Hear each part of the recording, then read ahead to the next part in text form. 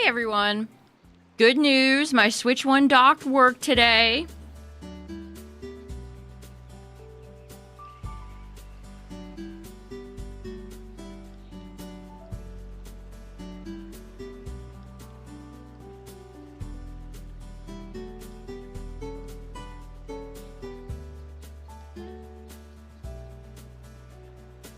Yeah, we're back with more FireRed and LeafGreen.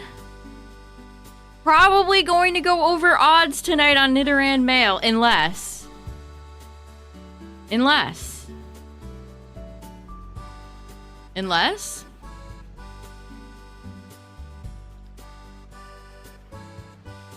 we did hit... I mean, Vulpix really is not that far behind, honestly. Encounter shinies are so quick compared to...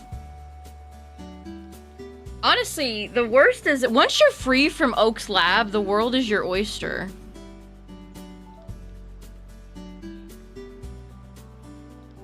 Or should I say your cloister?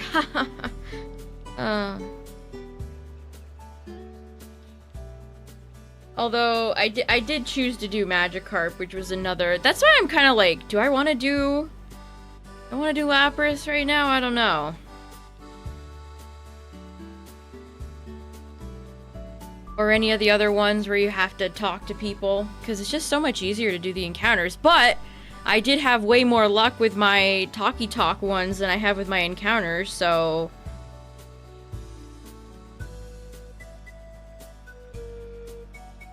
I don't know.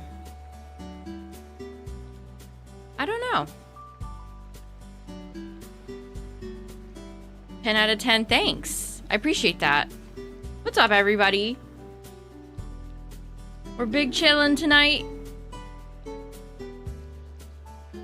Still looking for a shiny.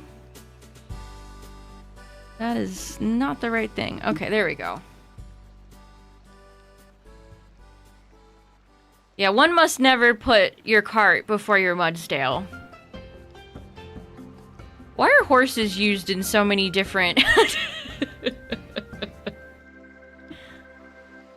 I'm so hungry, I could eat a horse. Leave the horses alone.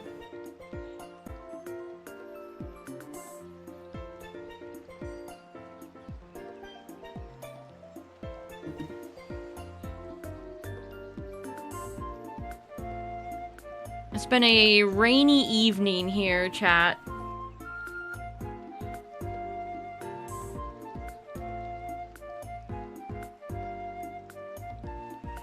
Basically the perfect weather to do some shiny hunting, if we're being real.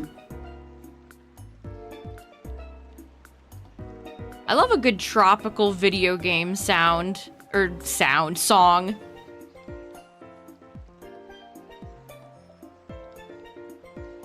Although it does partially make me wish I was sitting on a beach right now. Just a little bit. What's up, everybody? How's it going? Hope you're all doing well.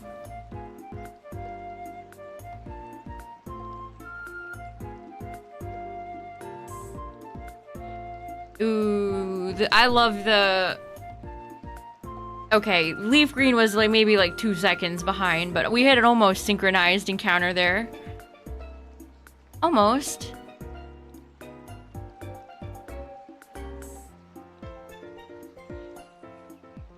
Hello, everybody. How's it going? Oh, the Sleeping Jolteon? Nice. I think I've seen that in stores. Or maybe it was Flareon. I think they have a Flareon that I've seen in stores. If you're still stuck in the lab chat, you are not alone, I promise you.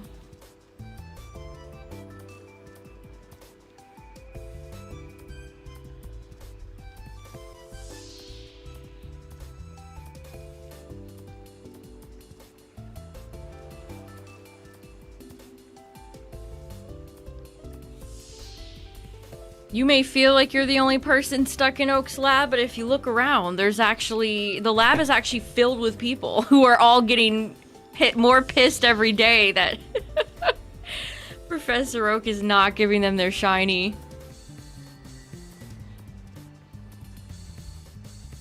Oh, Tyler. That's surprising too, because Umbreon is far and above the most popular evolution. You'd think there would be more merchandise of it.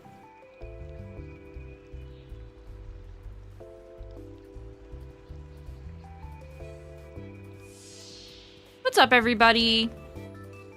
We're 12 encounters in.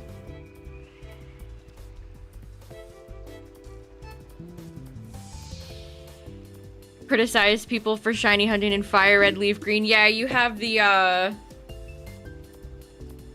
It's funny. Shiny hunting community is so funny. Some people get elitist over full odds and think shiny hunting in games like FireRed and LeafGreen are the only way you should do it, and then some people are the opposite of that and think, why would I waste my time when I could get shiny in 5 seconds and blah blah blah.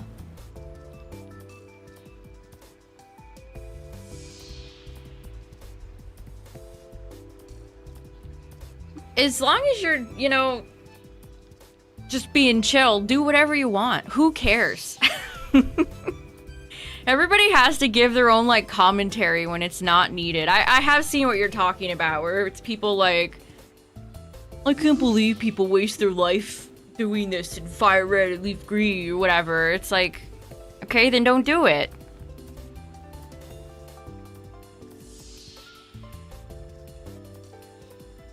So much elitism over shiny pixels. For shame, for shame.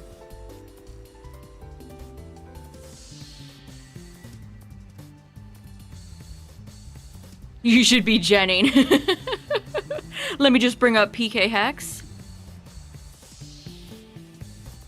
I mean, I have seen some people say that in response to, like, shiny hunting, and even in newer games, I've seen some people say that. But it's like, well, then that's just not for you.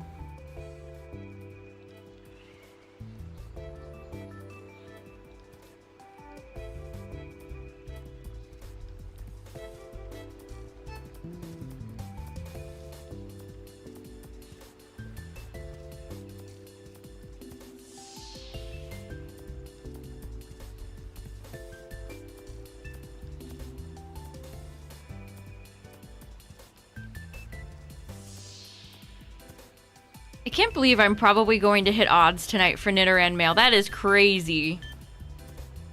I mean, hey, this hunt has been taking me many hours and lots of encounters, but it is a way chiller experience than doing some modern shiny hunting. It all just depends. You know, everybody has their own preferred way of shiny hunting if you're a hunter, and that's fine.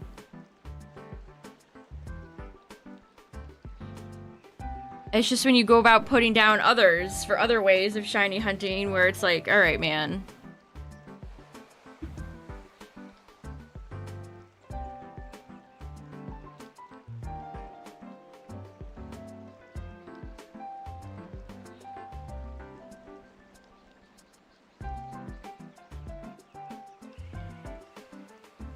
I can't wait to see what weird food they're gonna make us have to make in Gen 10.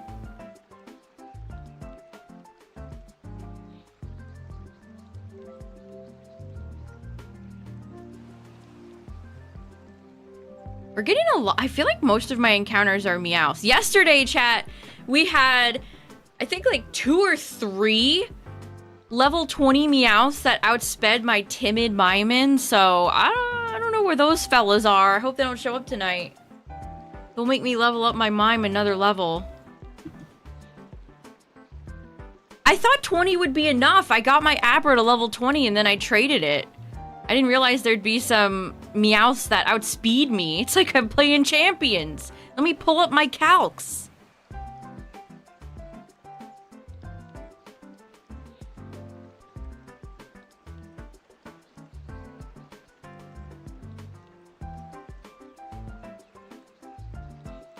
Shiny hunters have an addiction. A lot of that is probably because a lot of notable shiny hunters do stuff like posting their Switch 2 shiny hunting in lines of like theme parks. I do think that is excessive. But I also think a lot of that is performative and they're not really committing to the bit. I mean, again, like, who cares? Do whatever you want.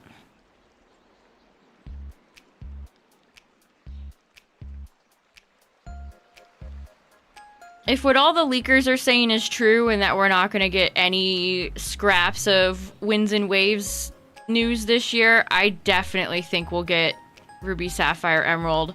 Oh, I know there's plenty of that too, Justin. Trust me. Trust me. I think a lot of that could be answered with that.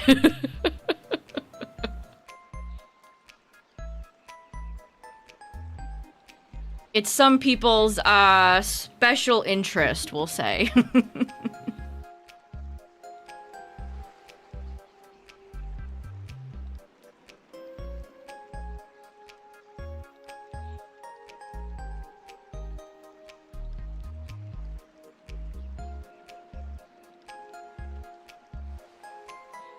Although, to be fair, I don't think there's a single branch of the Pokemon fandom that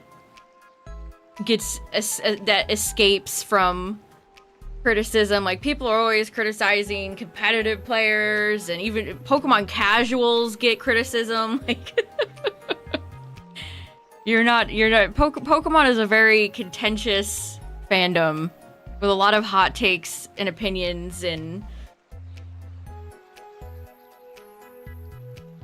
it's also huge. Like, there's so many different aspects of it. But yeah.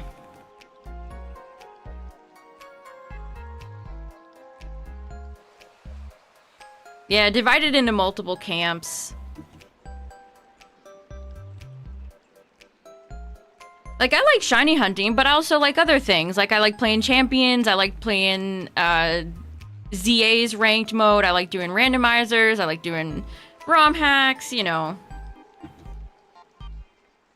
I love the merchandise side of Pokemon. That's why I started pretty much, well, besides my EV training for dummies video I made in middle school.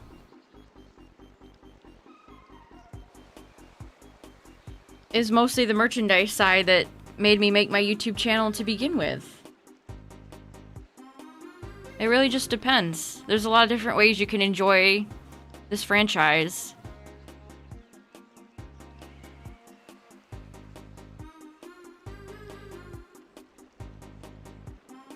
The TCG side, too. Can't forget the TCG side.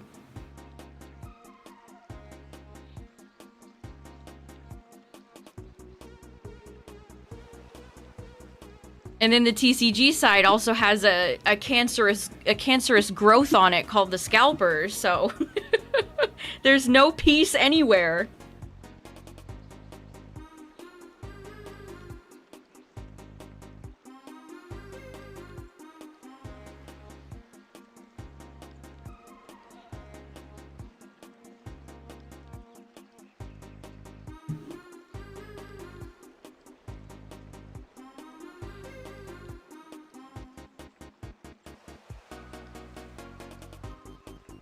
Oh, you ordered the jukebox from Worlds? Hopefully you didn't have to pay too high of a scalper price for it. Huh, I never thought about that. Pokemon's kind of been releasing a bunch of, like, musical gadgets lately. Haven't they? Speaking of the card side, chat, look at this.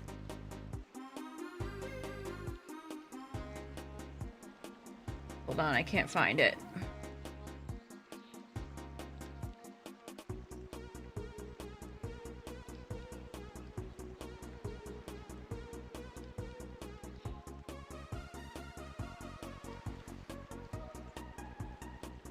Look at how cool that poster. I think this is the fossil poster. I would love to have this. That is so sick. I love Arita's art. He's just the GOAT. Also, speaking of him, he tweeted out, he's actually pretty active on Twitter. And I thought this was cool. Check this out, chat. Most people don't know, but the designer of the first 6 energy marks is me. He made the energy symbols in the TCG? That is so sick. If there was a Pokemon Hall of Fame, this man needs to be inducted immediately. Yeah, talking about, oh, this, it's real, it is sad that this guy passed away. He was such a talented artist. But yeah, that's so cool. He also had a tweet that made it sound like he's winding down on doing Pokemon art, which is like end of an era. I wonder why. Is it personal choice or not getting as much work? I don't know. Most of the Pokemon TCG artists are on Twitter. They're all fun to follow.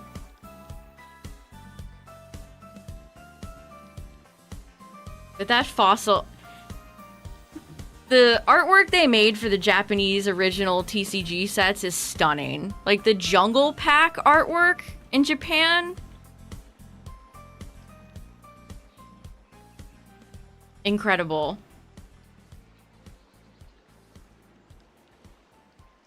I looked up that poster just out of curiosity to see if anybody was, like, selling them. Couldn't find any. Which doesn't surprise me. See, that's what's really sad about Pokemon. Retro Pokemon stuff is just... like, that is just unobtainable. I mean, it was probably a rare item years ago before all the scalper bullshit happened, but... still... you had a better chance getting it back then than you do now.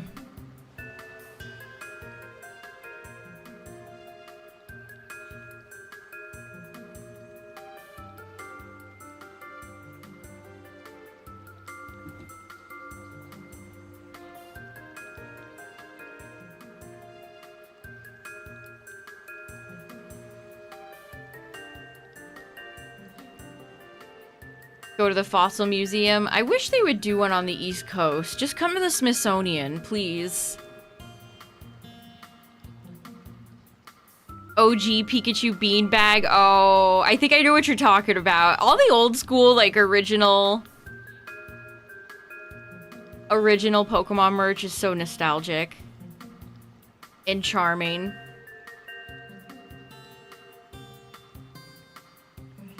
OG Charizard for 50 bucks, but you let it go. I can think of so many cool Pokemon items I had an opportunity to get and just didn't. And now they're like $50 bajillion. I mean, maybe in like 2016, 2015, I ordered some Japanese packs of Jungle just from eBay for not that much money. Some sealed Japanese Jungle packs. Legitimate. And I opened them, and I pulled, like, a few good holos, and it was awesome. And I can never do that again. Unless I win, like, the lottery.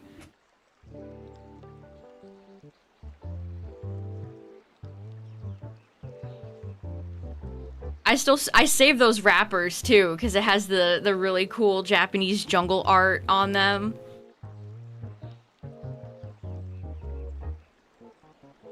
I have so much nostalgia for the original TCG starter decks. Like, I'd love to go back and buy, like, the Vaporeon starter deck, but even those are hundreds of dollars now. It's like... I don't have the type of cash to be spending it for hundreds of dollars on theme decks.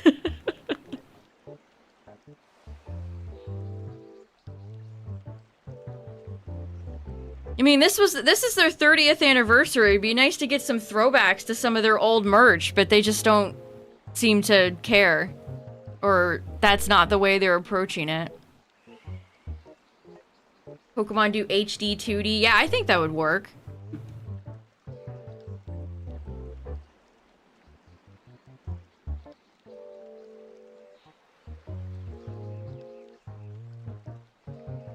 Do people save at the end of the hunt? What do you mean? Like, I usually save just to keep my game hours so they're a bit more accurate, I suppose. I don't think it really matters one way or another.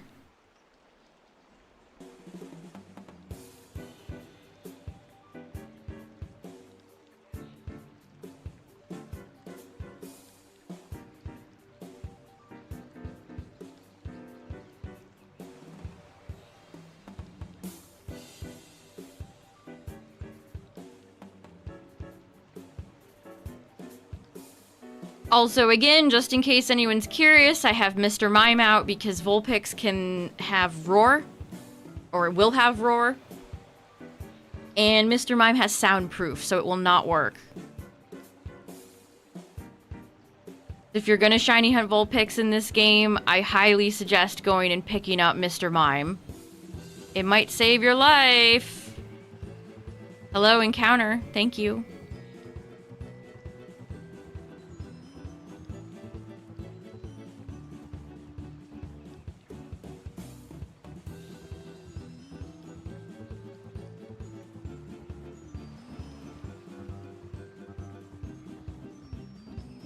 Yeah, I don't think I'm gonna be able to top 443 for Bulbasaur. Yeah, let's put on an EDM event instead. No kidding. Let's bring in every Pokemon fan's favorite artist, Marshmallow.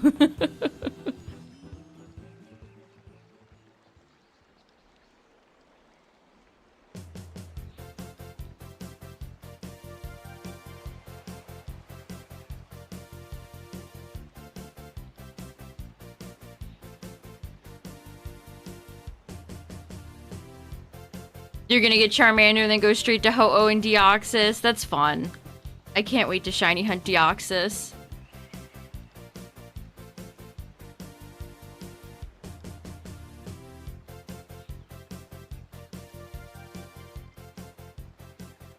The dude from Fortnite.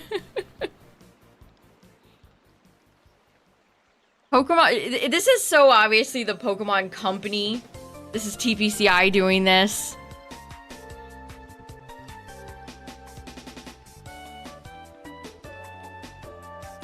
It's just like the last anniversary album where they had all these random ass artists, but nobody like too high profile because they don't want to spend that much money.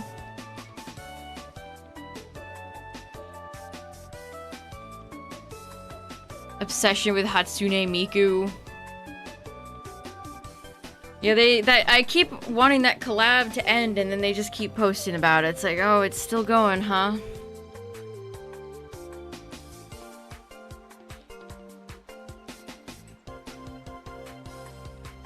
When is Safari Week? I should make a note of that. I might need to play through...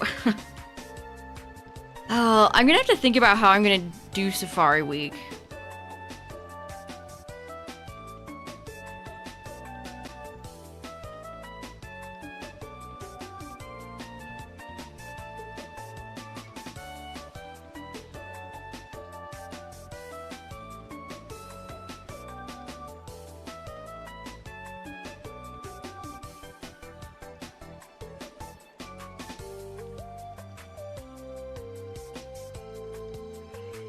Jolky Oat Junior.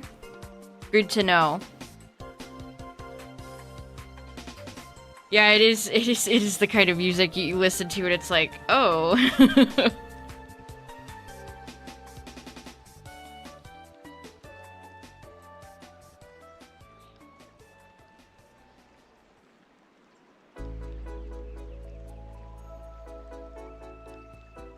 Pokemon, I don't get it because Pokemon has several musicians as characters. Welcome back. Welcome back.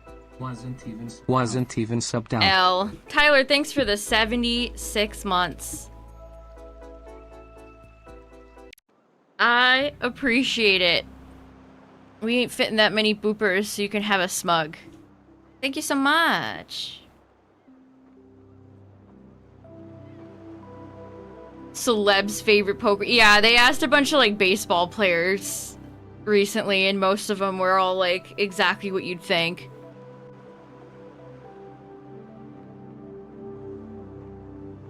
Most memeable?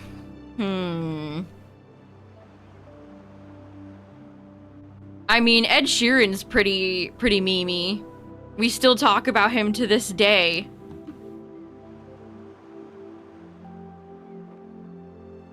Good old hot dog Ed.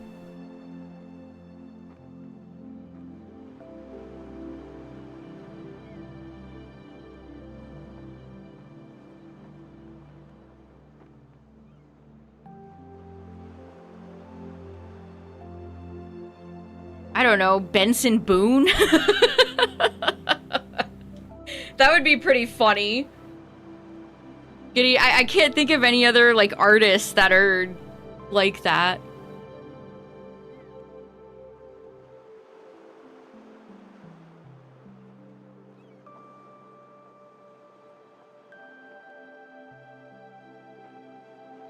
Yeah, the guy that does backflips. If you're not familiar.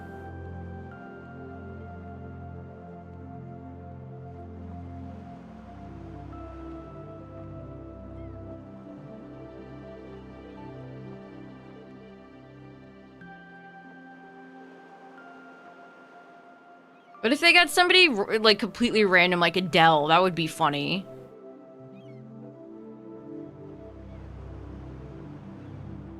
But again, I don't think they like to go for the A-listers. I think they definitely are on the B, C tier listers. They don't want to pay top dollar. Weird Al.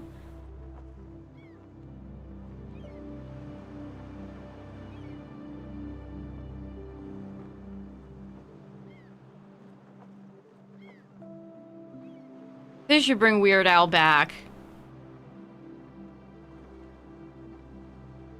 He'd be down. I feel like he'd say yes. This song makes me feel like we're going through a guided meditation. What is it? Fishing. We play? No, that was Nighttime Globe Weather Forecast channel. We're listening to some Wii era bangers, chat. What's up, Cacturn?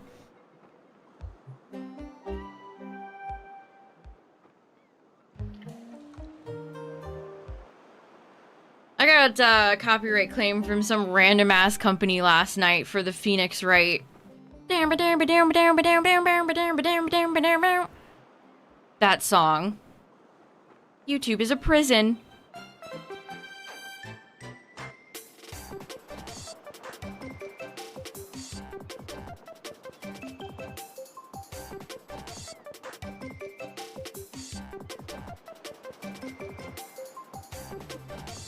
Is Prince Will? Is he a musician?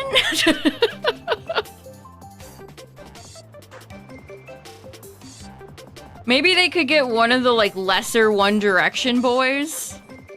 Yu-Gi-Oh! Brought in, Zayn.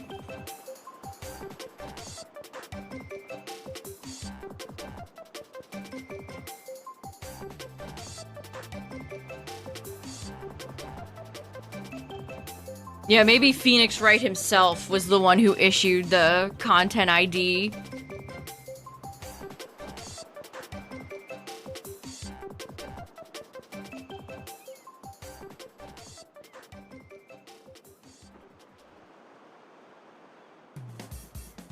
Objection. Liam. I think they'd have a problem. I think they'd have a problem getting Liam. You might need to sit down for this.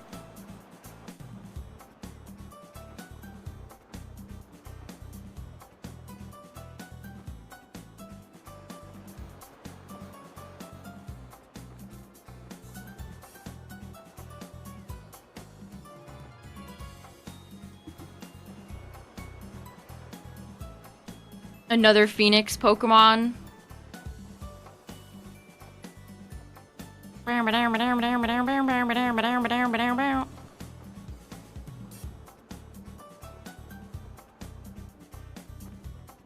2 months in Oak's lab and still no Charmander. RIP. Professor Oak, the ultimate betrayer.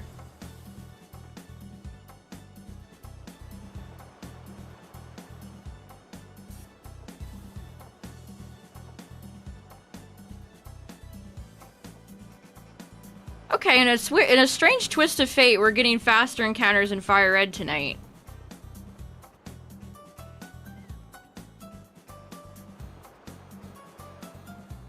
Usually it's LeafGreen where we're getting the encounters faster, but now FireRed's like, ho-ho, it's my turn. Yes, see, again. Again.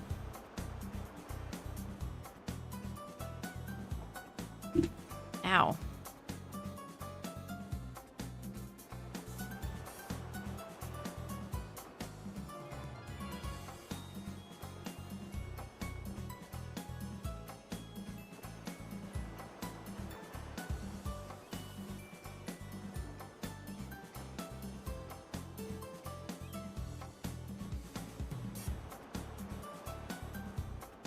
The beachy vibes are exquisite tonight.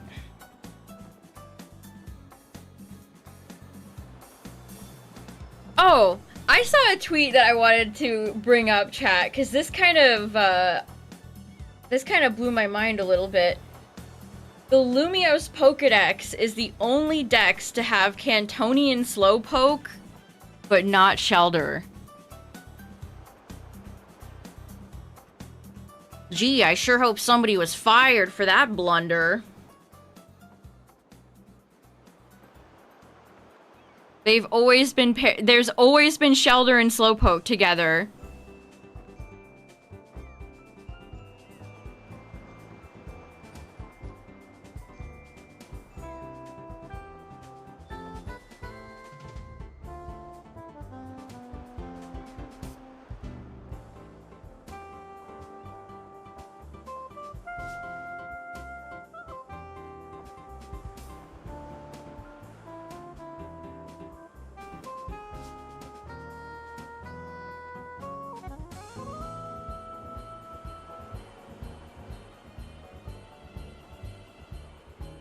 The only game without Psyduck? I mean, Psyduck's not in ZA.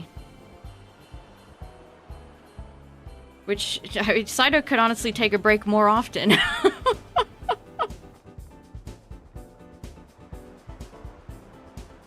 What's up, Brock? Yeah, Basculegion is a very... It's funny, I've seen like 5 different people complain about Basculegion lately. It really is a nasty fish. Yeah, don't come back until you have a new form, Psyduck, you hear? At least redo Golduck's model. I can't take his weird outstretched arms and like mouth breathing.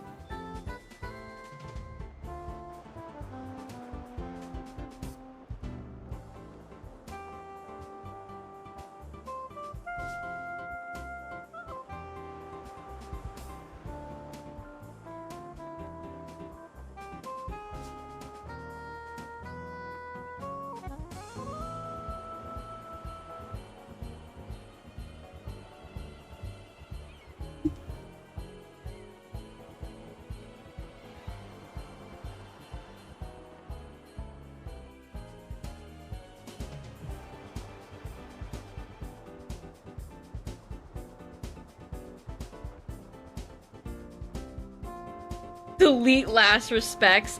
The most annoying thing about Last Respects is that there's no way on Showdown to calculate fallen allies. So you can't even calc Last Respects there.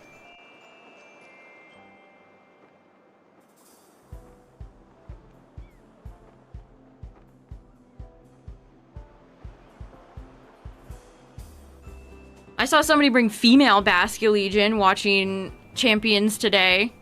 It went for Wave Crash. Sure.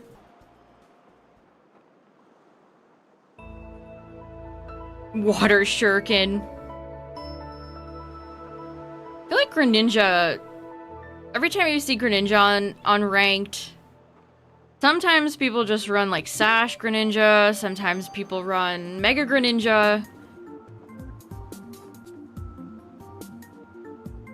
I'm still thinking about that Chestnut that came to the battle against my Toucannon that had bulletproof that shut my Toucannon down in its entirety. That was bullshit. We ran into the one guy on the ladder using non-mega regular bulletproof Chestnut. That honestly flabbergasted me. I knew that guy was probably like chomping at the bit too. He was probably like, I finally found a toucan. It's time for Chestnut.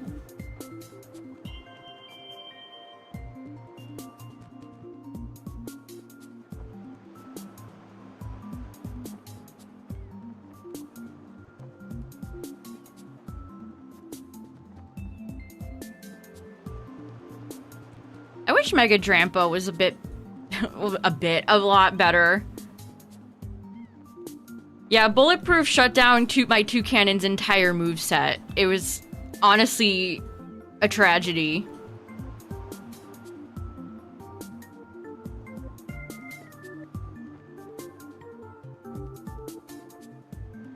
I mean, I was able to use Beak Blast and burn him.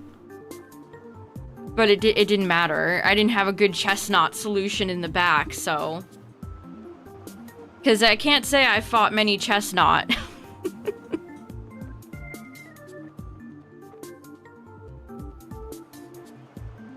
I never see people bring Heracross, which is kind of a shame. Nobody ever brings Pinsir either. It's always Scizor. Scizor, Scizor, Scizor, Scizor. Got a shiny Klefki, nice.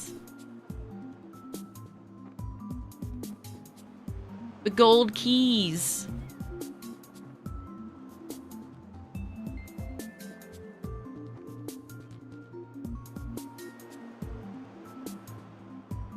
Honestly, that might have been the I was getting tilted all night, but that match just kind of like the Chestnut fully shutting my Toucannon down.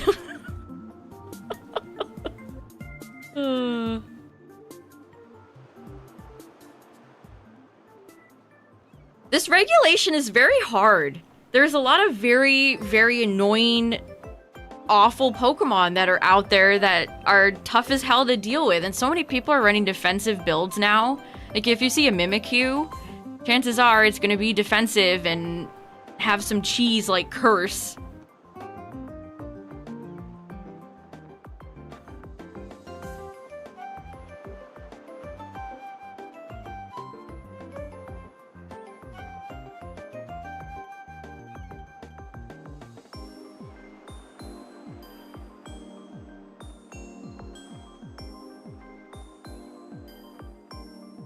This is in FireRed, LeafGreen. I mean, Sun and Moon Totem bosses have some challenge to them, but I wouldn't say the rest of the game is very challenging.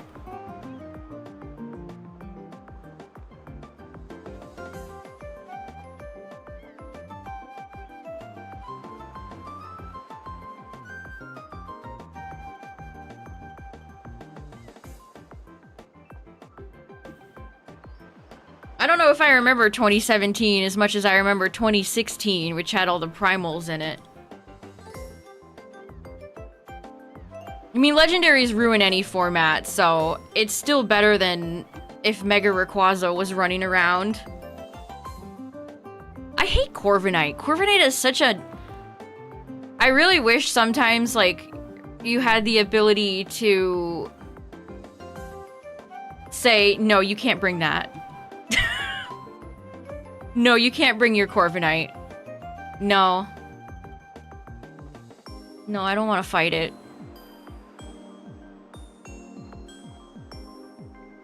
And everybody brings Corviknight, and that forces you to bring a fire type, an electric type. Unfort.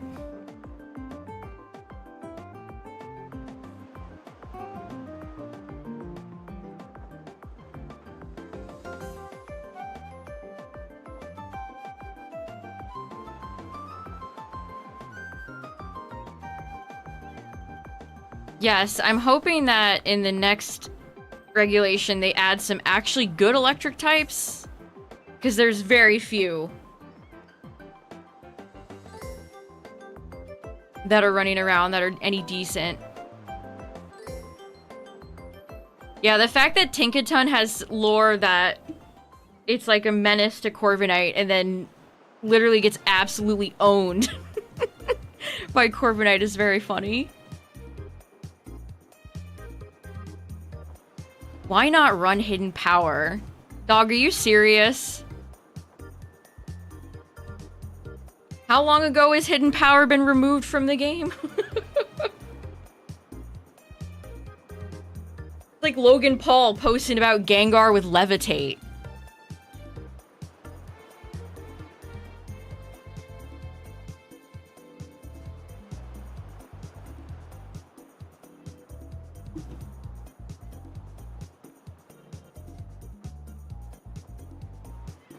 A subpar legendary. Unfortunately, a lot of legendaries are Garbo.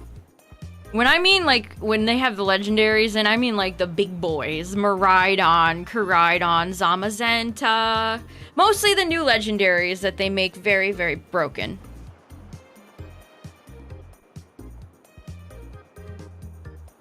Unknown still has Hidden Power. Unknown is the only exception. And to be honest, they've barely put Unknown in any games lately, so I don't think they really want to deal with it.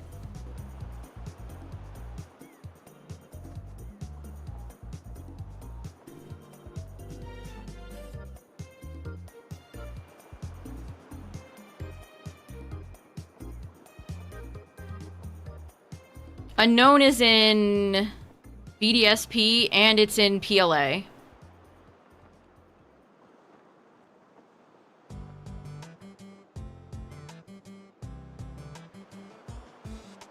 I mean, I never liked Hidden Power. It was always a weirdly confusing move. But that does kind of just leave Unknown high and dry.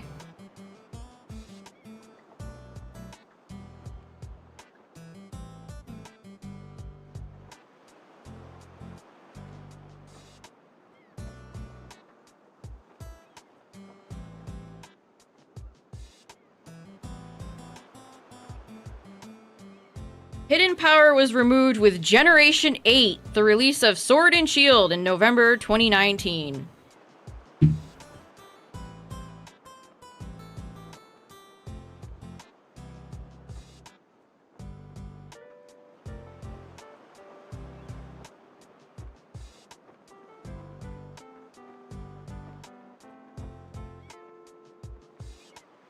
The move that, I feel like I talk about Return every stream, but I'm still so salty that they took out Return in frustration. Although Mega Kangaskhan is such a nasty beast in Champions, maybe it's good that it doesn't have Return. People are running Double Edge on Kangaskhan now.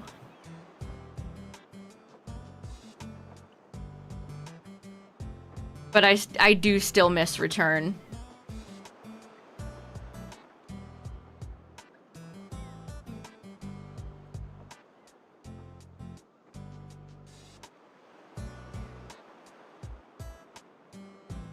They haven't used Unknown for any lore things in a long time, and I think that makes me the saddest. I don't need Unknown to be some sort of turbo, super strong Pokemon, but it'd be nice if it at least was used in lore like it used to be. I feel like when Unknown gets involved, it makes the world feel more connected, too.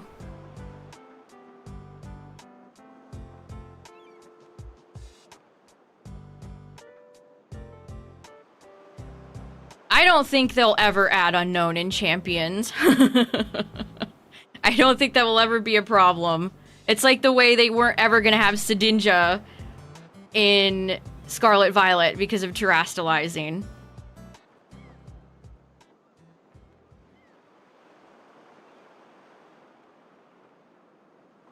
Yeah, PLA is where I got my shiny Unknown.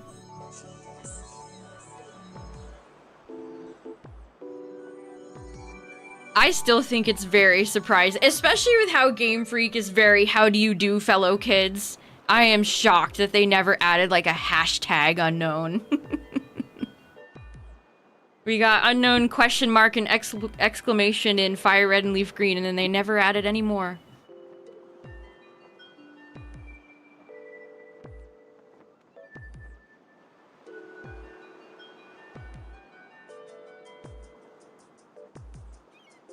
Well, you couldn't bring more than one unknown because it's even if they're different letters, they're still the same Pokemon.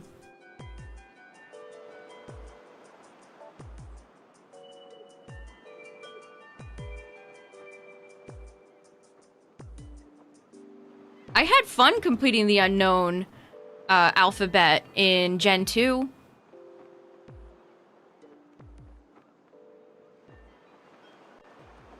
Yeah, it's hard not to, like, question mark unknown. I mean, look at him. He's on my layout.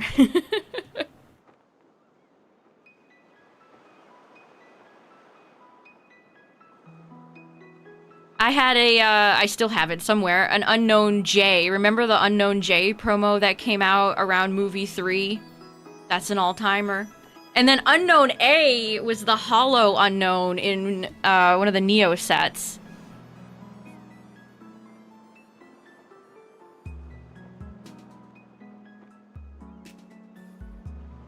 Yeah, I can't imagine how many dupes you'd get trying to get all the unknown in PLA.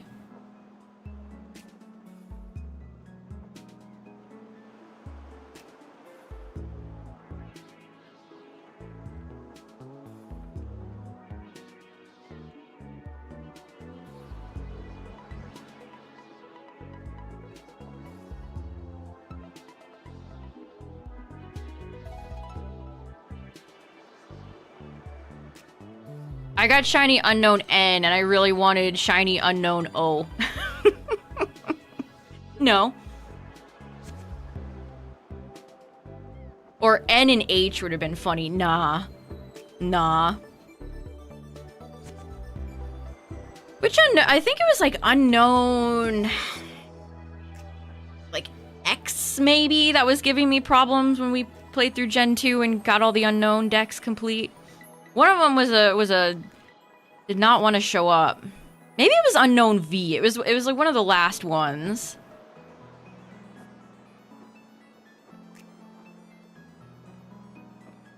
That'd be funny if they had like regional unknown and they were in like a different font face.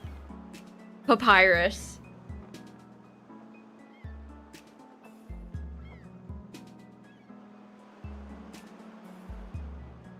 I kind of like Unknown Shiny Blue as well. Wingdings.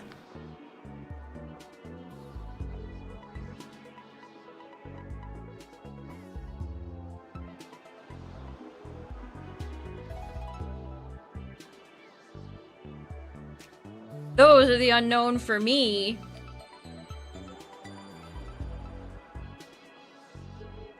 I don't think you can breed unknown.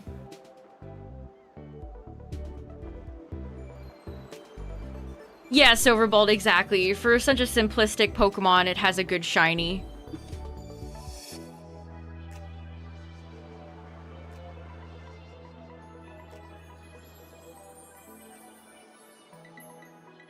Oh, that's right, the cave that they were in with Tina and Platinum. Unknown could have an ability like Wishy-Washies. I think if Unknown was designed in a modern Pokemon game, that yes, you'd probably be right, Cacturn, and they'd do something like Wishy-Washies ability. I feel like they're very... especially with what they did with Dondozo and Tatsugiri. They're way more open to having, like, Pokemon... collaborate. Let's collaborate.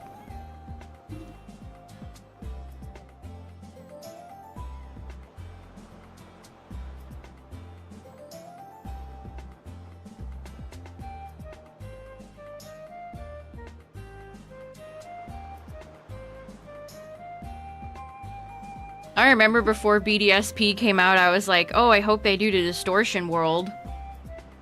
Lol. Lol. Oh, sweet summer booper. I also thought they might give Rotom a new form. No. No. Dondozo a Mega? Oh no. I already don't look forward to when Dawn comes back in Champions.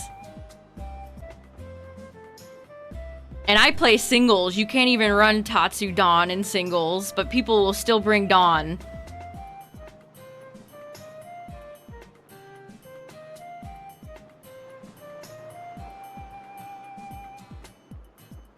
Dondozo's just, he's got great stats, a pretty good move pool, and he has access to things like Fissure, which no tank should be allowed to have. Tank should not be allowed to run one-hit KO moves. So if you ever see like Snorlax in Champions, they also run Fissure. When I was a young booper.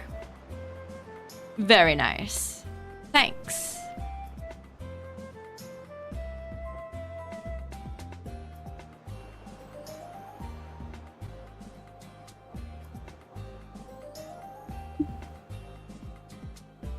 Ting Lu operates in the same logic too. Ting Lu also has access to Fissure and is just a really beefy boy. So that means they can just sit on the field longer and just click the funny Fissure button and you die.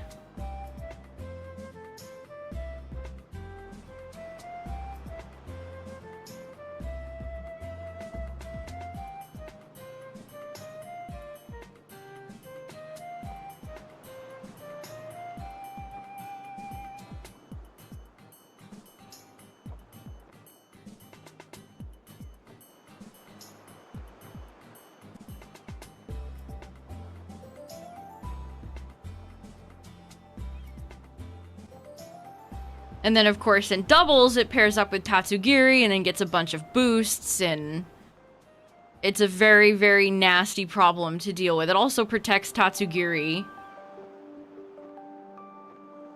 So you have to target correctly.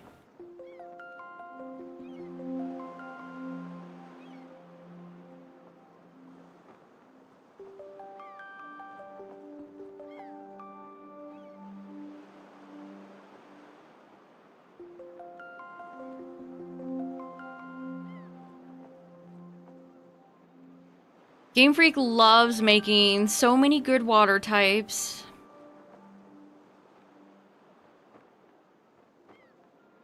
More people have been using Ceruledge because burn meta. Oh, hi Nidoran female. First Nidoran female of the night.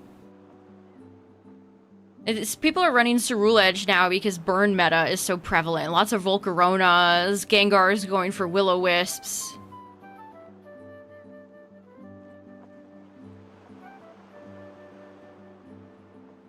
Can't burn Ceruledge.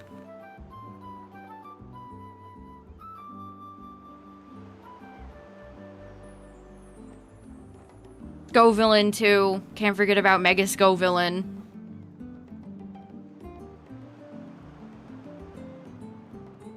I saw a guy that was in a Japanese player that was in like the 2400s, which I'm pretty sure that's champion tier. Do I still have their tweet up? I do. Here's what they're running. Infernape, Heliolisk, Frostlass, Gyarados, Aegislash, and Hawlucha. Bruh. Oh yeah, they're literally number 1 on the ladder right now. This person is genuinely number 1. We are number 1. Here's their team. If you wanna steal it.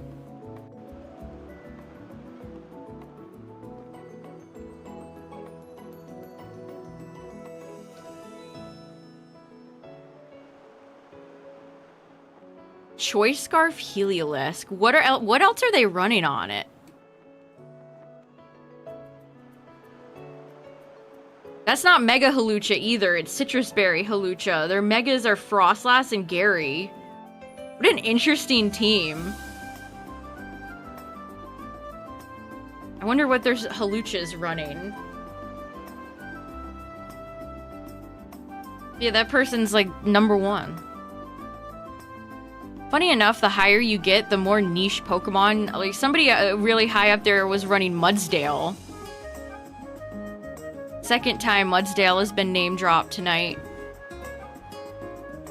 Okay, I'm kind of over this playlist. Let's find a new one.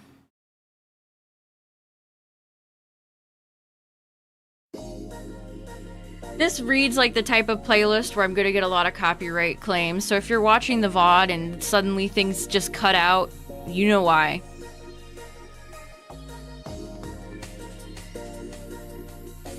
You already know.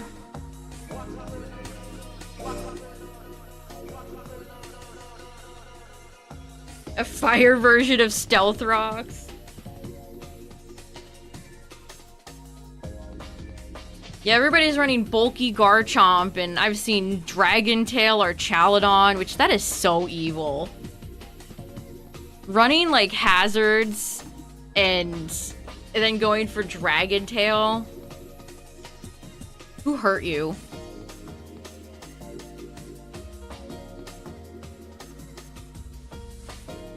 Gabagool. Gimme ghoul.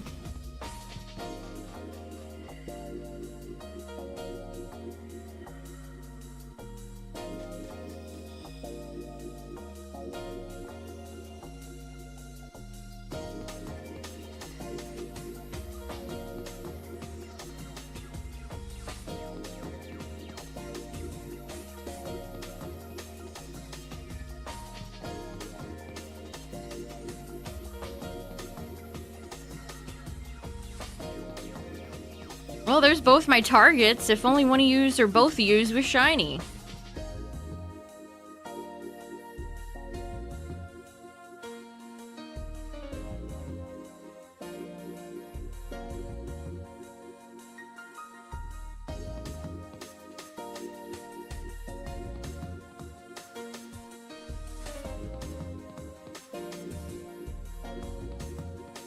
What's funny, too, is that if people bring Corviknight, it just shuts Garchomp down. Like, no matter what you run on Garchomp, you're not gonna hurt Corviknight.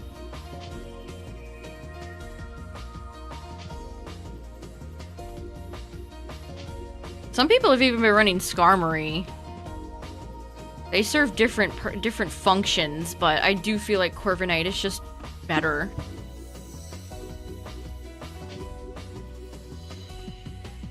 Oh, man.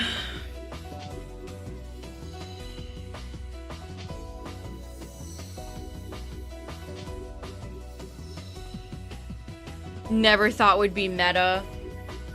Yeah, if you told me Golden Go would be one of the best competitive Pokemon in Gen 9, I would have laughed.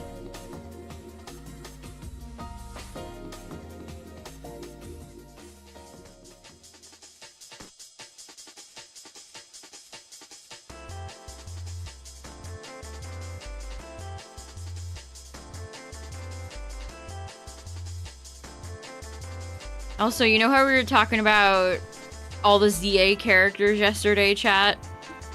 I ended up coming across a post. I swear, they're listening. But I agreed with what they said. They basically said... Also, they're calling them Urbani. Urbane and Tawny, Urbani. What Pokemon was going for with Urbani was characters so eager to be helpful to others that they end up hurting people, but we don't witness their most positive moments. We're told they're helping people in the city, but we don't see it. But the protagonist does see all the mistakes they make. The protagonist gets their jealousy and snide comments, and it creates this bitter cycle that makes people dislike the rival.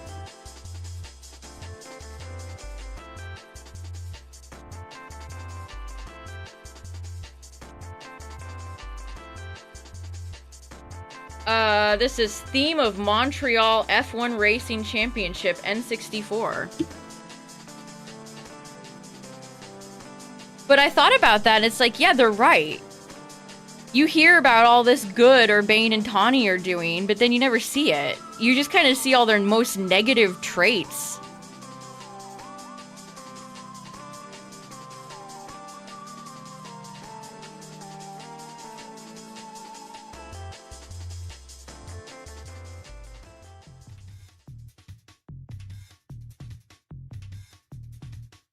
I don't even know where I would put Urbane/Tawny in, like, a rival tier list. They're more interesting than, like, one-note characters like Barry, but I don't know if I'd say I like them. You know what I mean?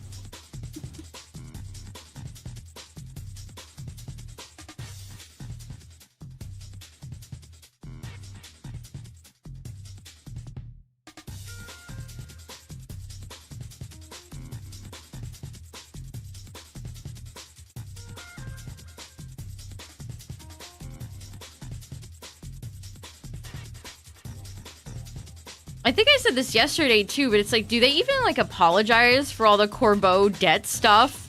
It doesn't even seem like they, you know, get their comeuppance or are even really scolded. Like our friend, like I remember Lita being like, bruh.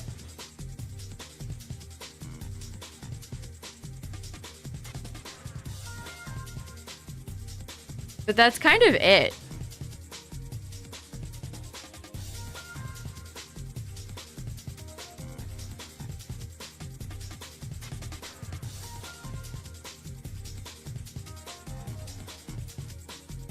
They said I saw people saying the writing was the best in the series. Oh my god.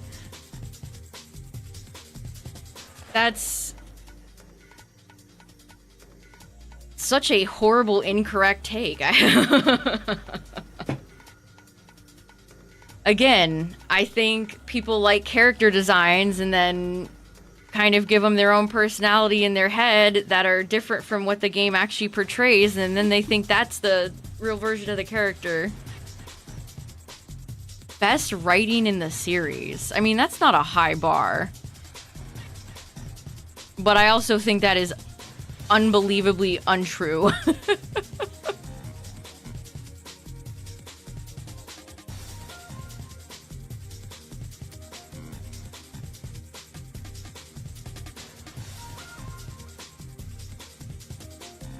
I liked Naveen at first, and then as soon as all the fanboy stuff came up, he lost me immediately.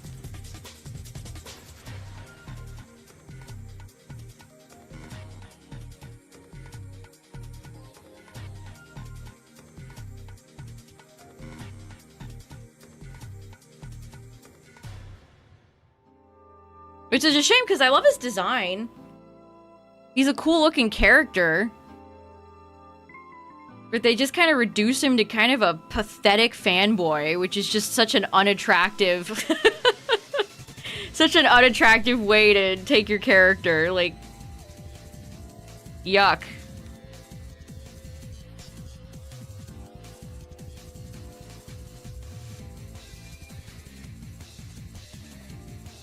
Especially since... oh, it's been so overplayed, the influencer in Pokemon. Apparently, we're getting another one in Gen 10. Yay! Be sure to like, comment, and subscribe. Yeah, I think Lita is the best of Team MZ, and it's, like, not even close. She also reads to be the, like, the most... like, I feel like Lita is written mostly realistic. She feels like she could be a real person.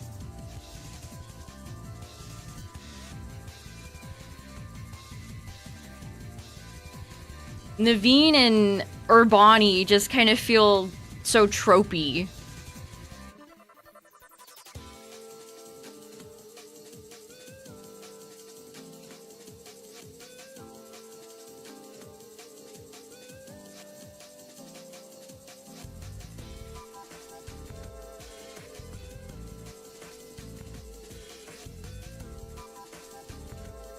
They're wearing the alien hat from Toy Story. I can still picture that dumbass's face in that thumbnail.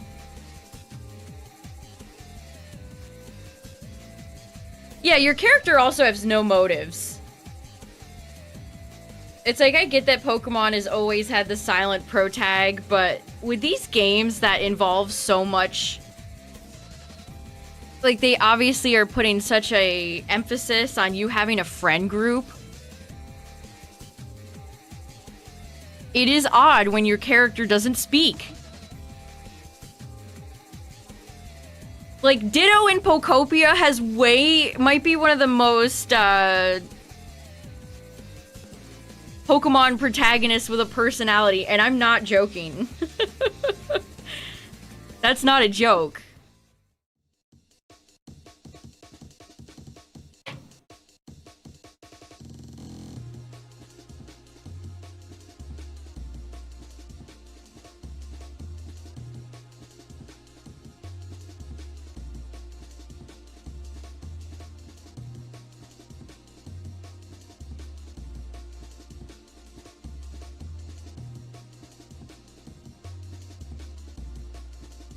Mystery dungeon. Oh, is it time for a silver hot take?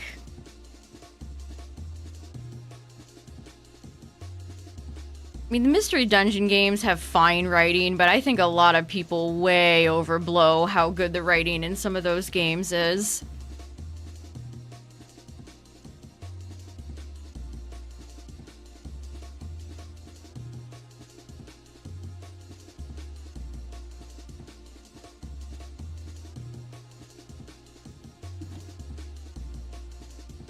Well, we had Bede, but he barely got any screen time.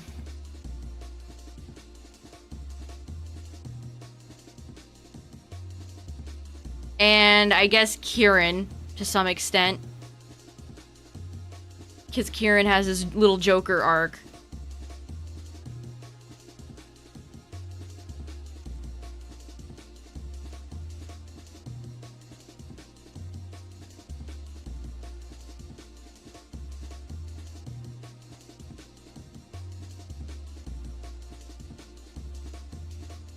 Yeah, I liked Nimona.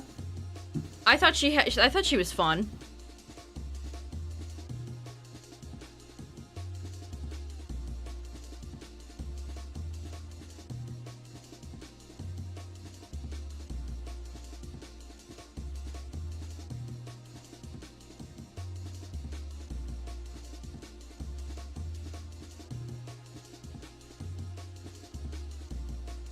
I wonder if they'll ever make a rival as awful as Trace. He is still always going to be my least favorite rival.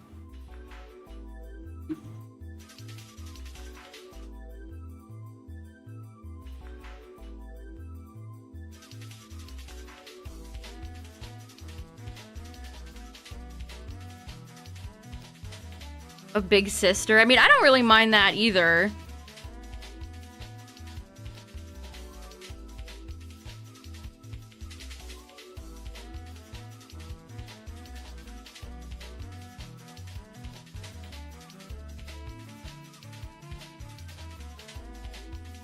Pressing A to click through a big chunk of text, but I cried 5 million times when Grovyle did the thing. I cry every time.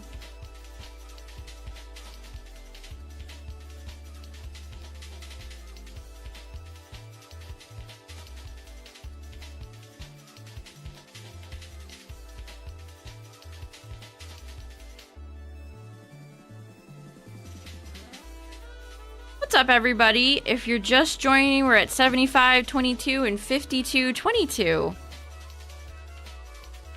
We're approaching full odds on Nidoran Mail. Uh-oh. Zoinks.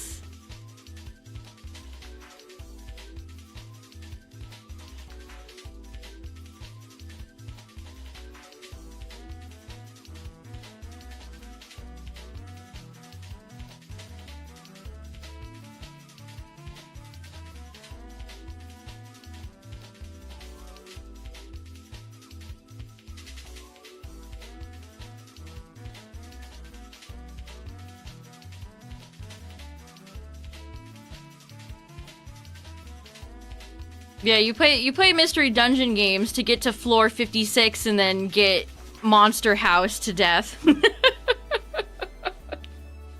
La la la. Your blood runs cold.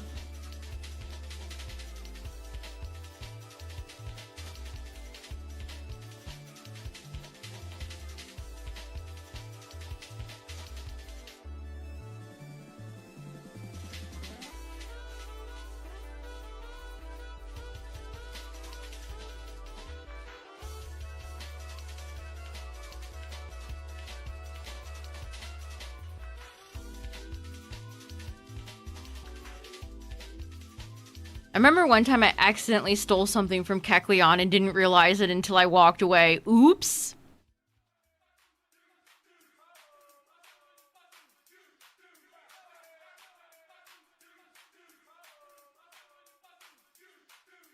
Oopsies. My bad, my bad.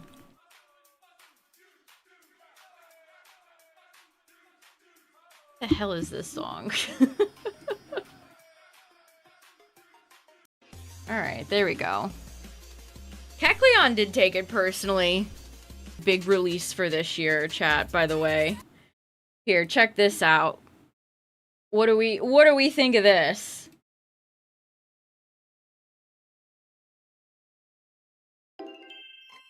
Pokemon games currently in development at Game Freak. So we have Winds and Waves. Duh. We have Pokopia DLC Omega Force. How do they... I don't know how he knows that. Co-development with Omega Force. Winds and Waves DLC, which...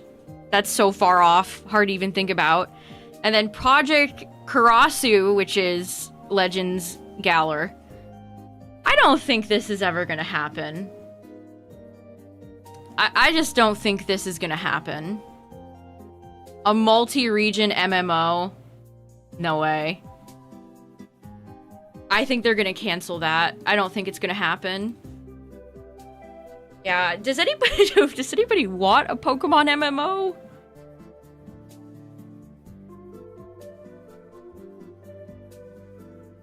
Is that their excuse to be able to charge, like, more battle passes and subscription-based stuff and, like, loot boxes?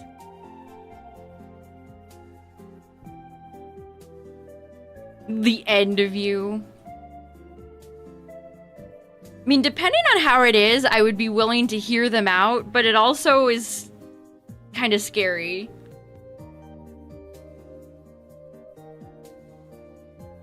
It'd be like the Elder Scrolls Online. Like, how would that even... I can't even picture that. Can you? What would that even look like? Good night. Have a good one. No desire to play MMOs. Yeah, I get that. Yeah, literal raids like Pokemon Go.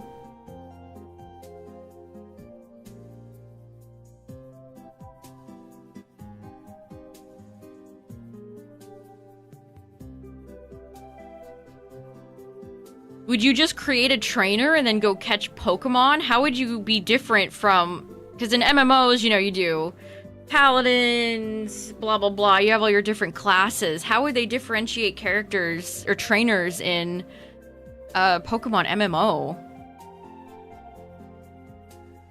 Yeah, Koraidon would be like a 0.00001% mount drop.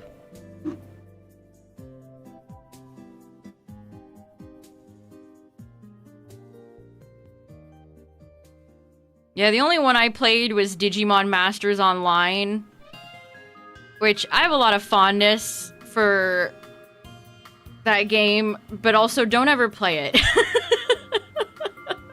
Don't ever play that game. To be the best in the game, you have to do like $3,000 loot boxes. It's awful. It is such a predatory, nasty game. Which again, I can't help but feel like that's what they'd want to make it for, so they can have all these microtransactions and stuff like that. Yeah, it's called Digimon Masters Online. I think they put it on Steam years ago. But again, don't recommend.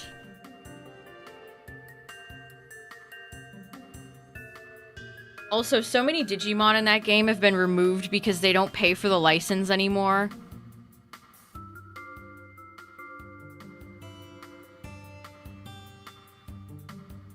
They introduced All Force Future Mode and then immediately, like, the next day had to take it away because they, like, didn't license it properly. No, there's no fake Digis, it's just they don't pay for the license for some of the Digimon, so they end up getting removed.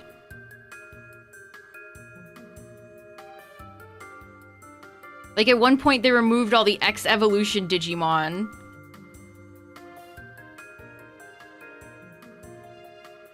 So I had Magnamon X, which was like my one god pull, even though Magnamon X isn't even like that good of a Digimon in the game. He's pretty weak.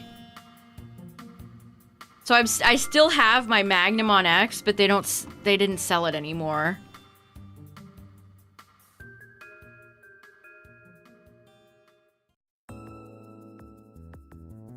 All the Digimon in DMO have ranks, with the best rank being U rank. And in order to get a U rank Digi, you have to play their expensive gacha. So if you're like extraordinarily lucky, but you're probably not, because they're like very, very tiny percentage chance of winning one with real money.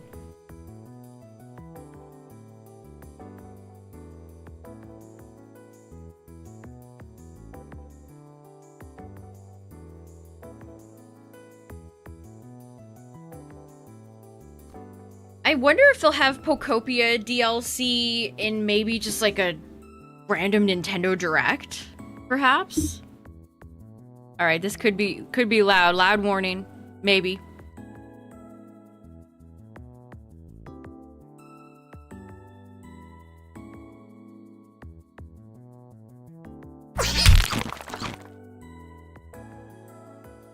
I have a guess. A random Tuesday. The random Tuesday drop.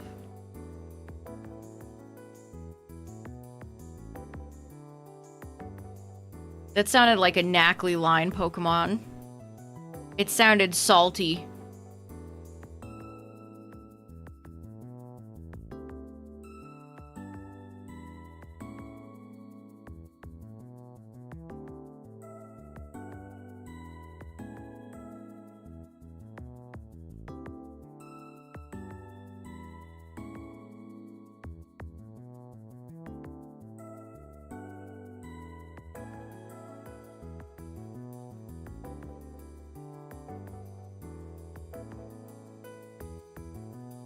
What is it? Knackley stack or whatever whatever Knackley evolves into.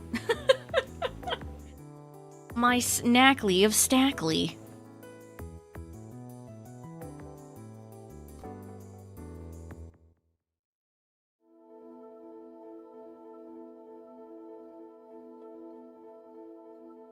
Double Pidgey. Wow. Oh, here's something interesting too, chat. So if you played Pokopia, you know what it's about. But check this out. We're predicting a Barack Obama-inspired Pokemon. The yellow Shellos that they talk about in Pokopia. Look at these beautiful fellows.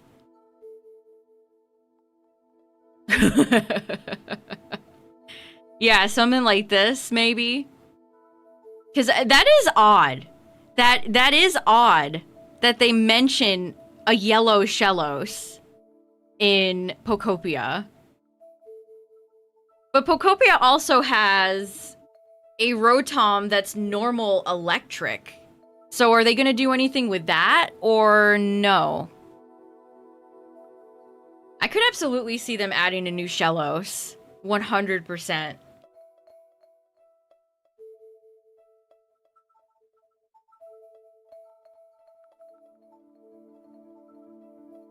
$1.5 KSRs. Oh, I hope you get it soon. Good luck.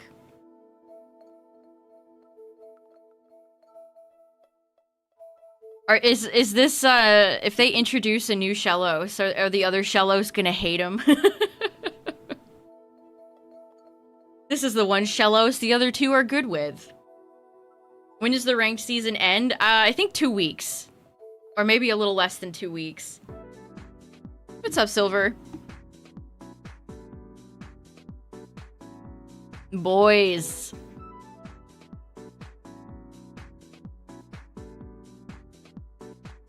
I feel like it makes great sense to introduce a new Shellos in such a tropical region, too.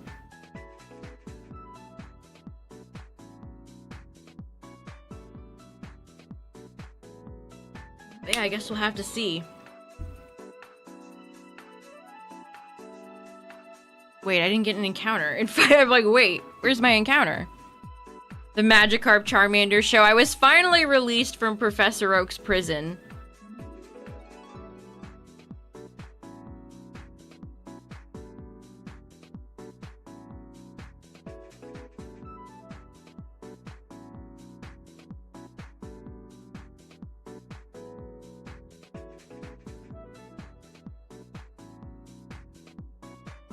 That's almost kind of like revealing too, because if we get a new Shellos, like, does that open the door for other? Are we gonna get more variants? Because they were very conservative with them in Gen 9. We got Paldean Wooper and Claude and Tauros, Toad's Cool, Toad's Cruel, Wiglet and Wugtrio.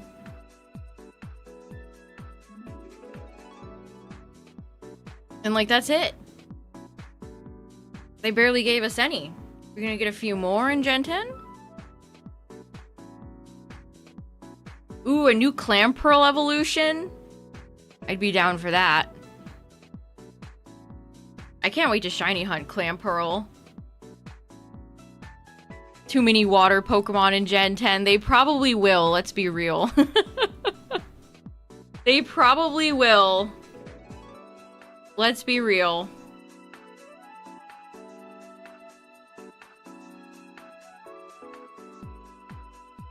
Yeah, it's about time Cloyster gets something. They've never given anything to Cloyster.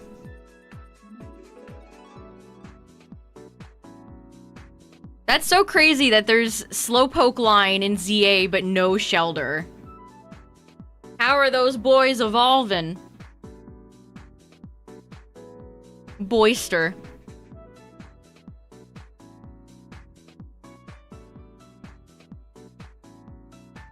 Too much water. I hope not, because boy, is that an unfunny meme.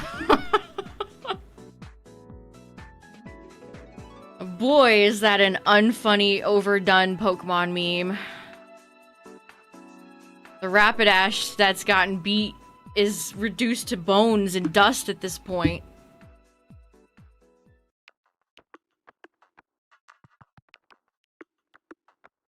A reverse evolution with Shelder and Slowpoke? That would be cool. That could also be kind of freaky.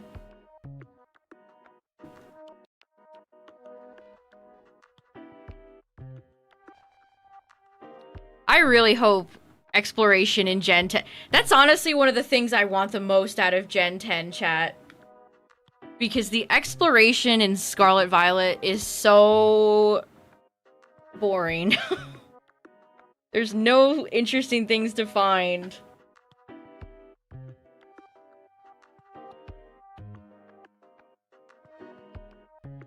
Just Pokemon and little shit sparkles on the ground. I want some real treasure and stuff to go find.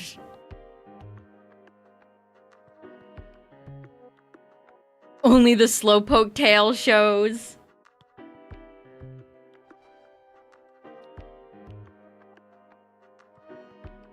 Maybe they'll give something to Lumineon. I feel like Gen 4 is pretty starved for forms. Maybe they'll do something for, like, Lumineon.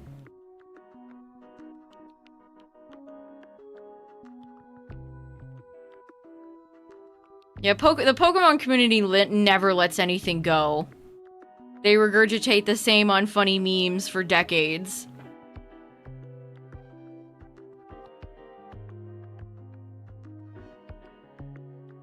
Yeah, Jellicent.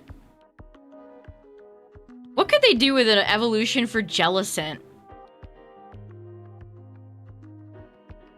He just becomes the Monopoly man. Just turns into a guy with a big mustache and a hat. Do not pass go. Do not collect $200.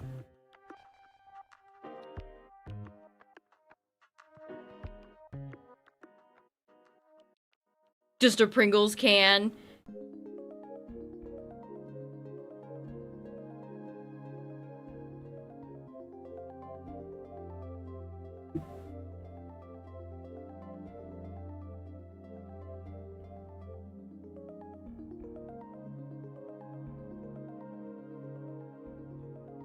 Oh, like Baronade from Ocarina of Time. I hate Jabu Jabu's belly. Worst dungeon in the game. Oh, and people still bring it up, Cacturn. That's what gets me.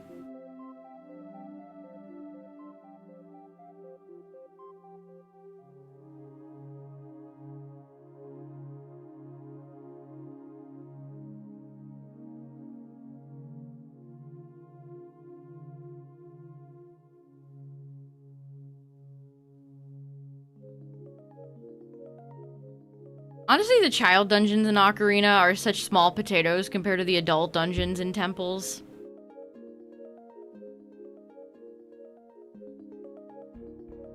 I hope for the next Zelda game they can remember how to make good dungeons. That would be nice.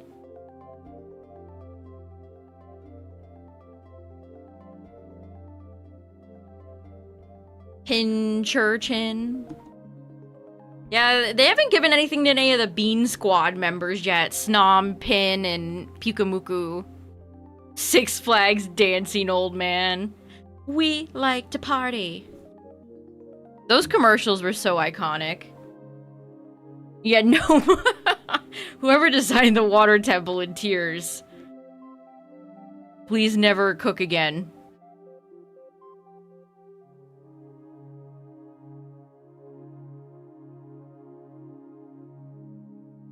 Love Disc. Who do you think they'll give a form to first, Chad? Alola, Momola, or Love Disc? Mr. Rhyme.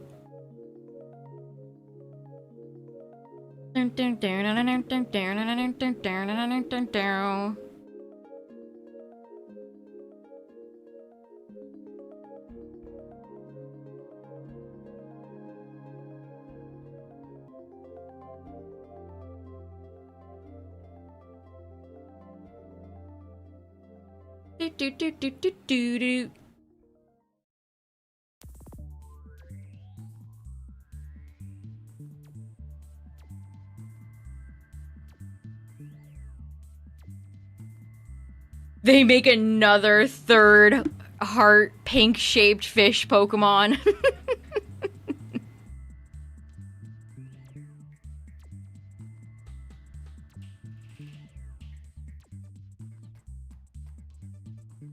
Oh, hi, Nidoran female. What's up? Our second one for tonight. I think we start at 7,200?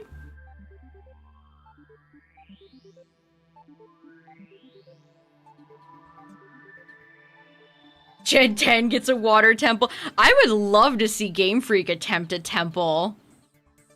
That sounds super cool. Because guess what temples have? Puzzles. And stuff to do in them. Actual gameplay besides just catching Pokemon and roaming around. And battling. I would be all for that.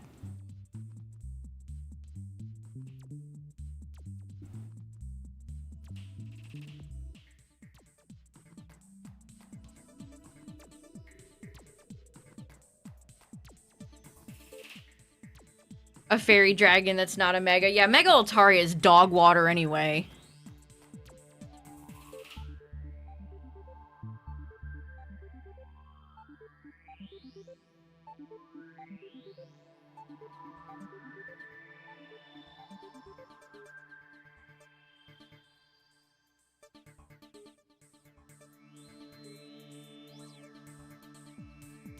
That's true, Dugroon. They did.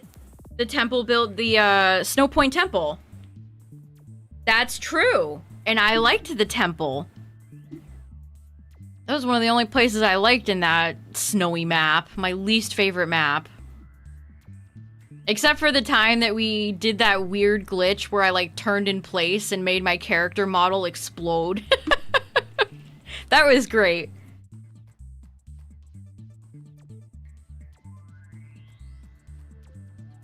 Yeah, I'm gonna wait to get... I'd love to get Meowscarada shiny, because I've been using it so much in Champions, but I am not hatching eggs in Scarlet Violet. I will just wait.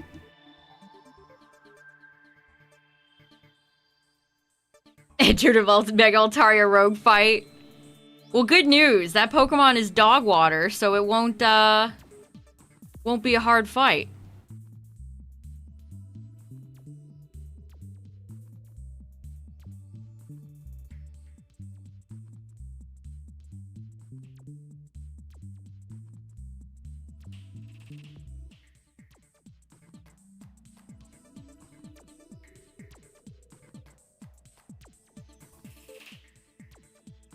The most annoying ZA rogues are like Banette.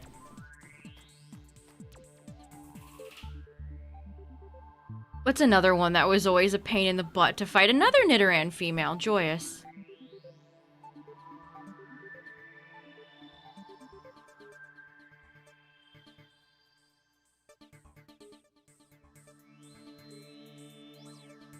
Delmai's better be in Gen 10, or I'll be upset.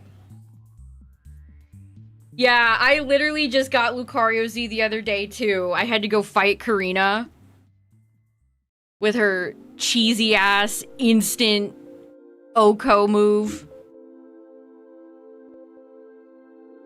Yeah, it took me like 5 different tries. If you need a tip for the Karina Lucario Z fight, go for an attack because she'll go for protect and then go for close combat and kill it. Beedrill.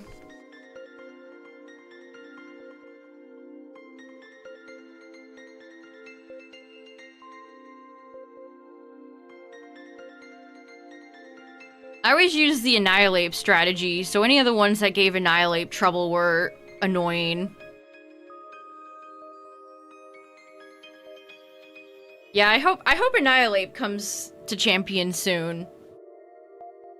Salamence will dominate when it does. There's a reason they kept Salamence and Metagross out.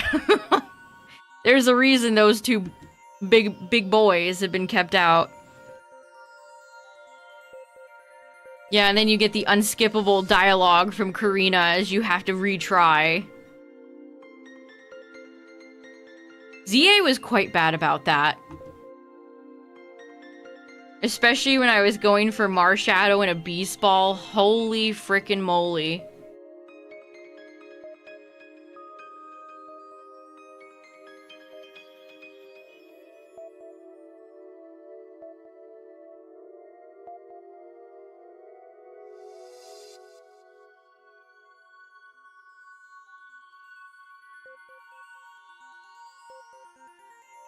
Is the ZA DLC worth it? I don't think it's worth $30. If it was less money, sure. But $30 is a lot for what you get.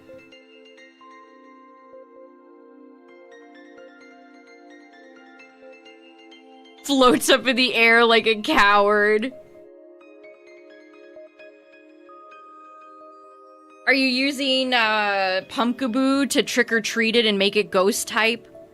I think you can kill Altaria before it takes off.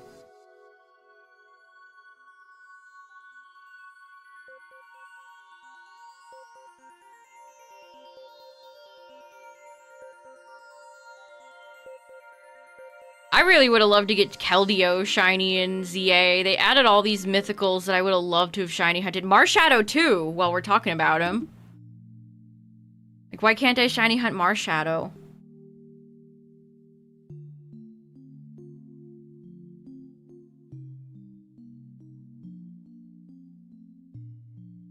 Yeah, the thing about the DLC is that you basically have to have a key to enter any of the hyperspaces, and that key is a donut. And the donut is all RNG. And it is pretty brutal to get the berries, so you're kind of always grinding for berries and trying to make new donuts.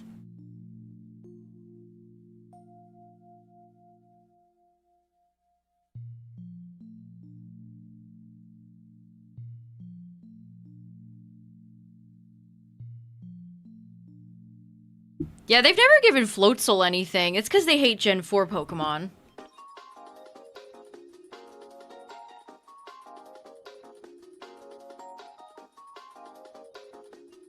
Oh, you're a Pokemon from Gen 4? Oh, you get nothing.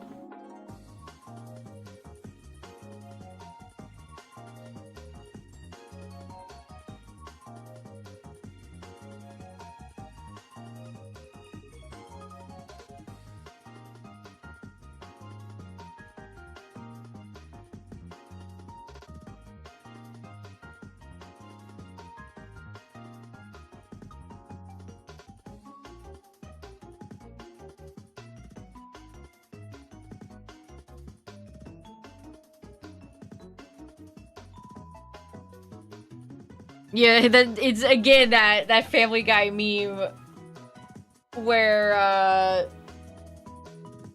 Lucario would be at the head of the table stuffing his face full while his family starves. His family being every other Gen 4 Pokemon.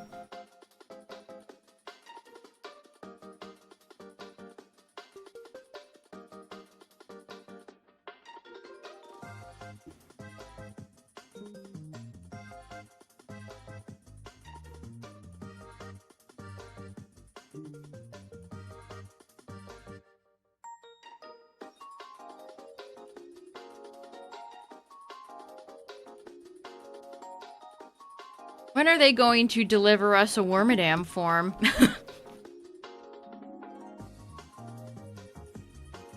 Motham? New Burmy evolution? No? Okay.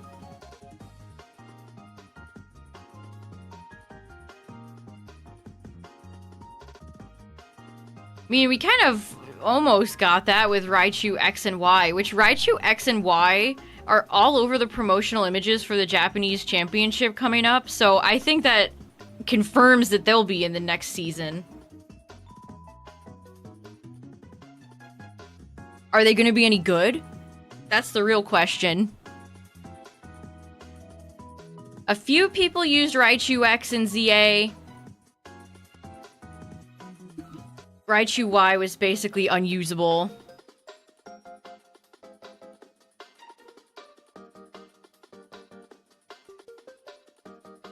He'll get the Hoenn special.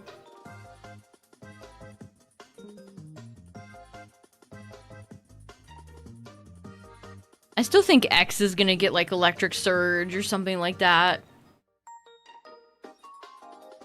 I don't know what they'll do for Y. I feel like Y is the lesser popular of the two Raichus. People seem to like X more, which I would agree with that as well. Prefer X over Y. Honestly, I think every single Mega with an X and a Y, I prefer the X version.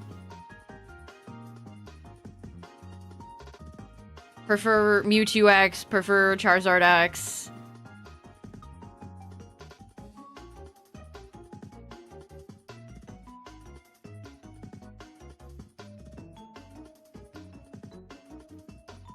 I like that Raichu X like hovers, levitates, kind of flies. I think Raichu Y looks too much. It's just giving too much Pikachu. It doesn't have enough distinct Raichu identity.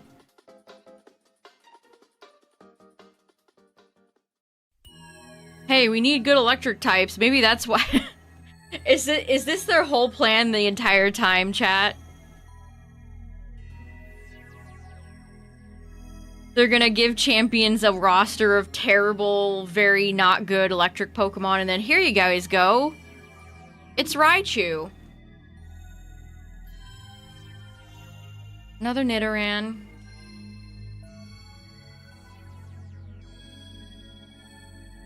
Ugh. Electric version of Pixelate. Would that be that good, though? There's already a lot of good electric moves.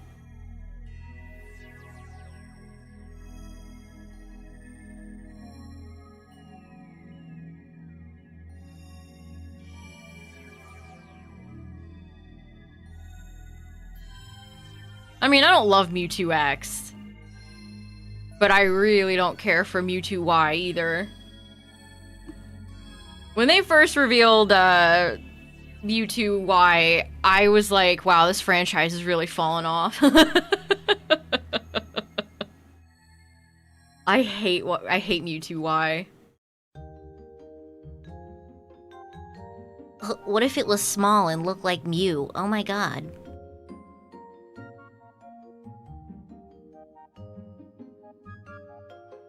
I wonder if Game Freak realizes how many people refer to the Pikachus they revealed in Winds and Waves as Swinger Chew. I don't think that's what they were going for.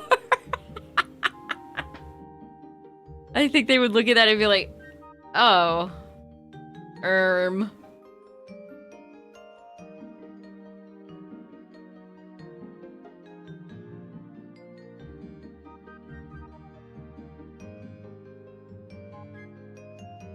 It did feel very Digimon to me, Dragoon, I agree.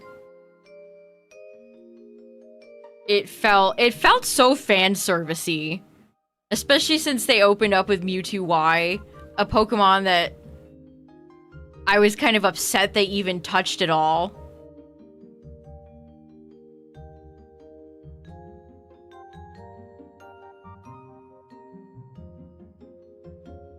Psychic powers went into overdrive. What does that even mean? He's just a little guy. He's just like a little alien fetus thing. How does that show that his powers went into overdrive?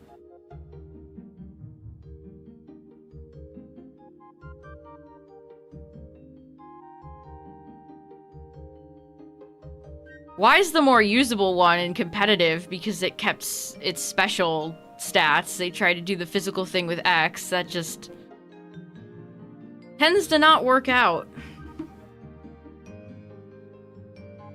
Mew. 2. I miss E3. E3, come back. Summer Game Fest is soon. Oh yeah, tomorrow is the first day of May. Sheesh. Haven't found your first shiny? It'll happen at some point. Probably.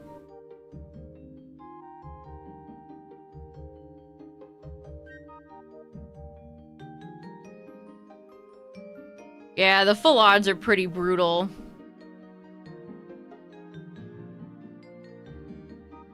Lots of people in chat are still stuck in Oak's lab.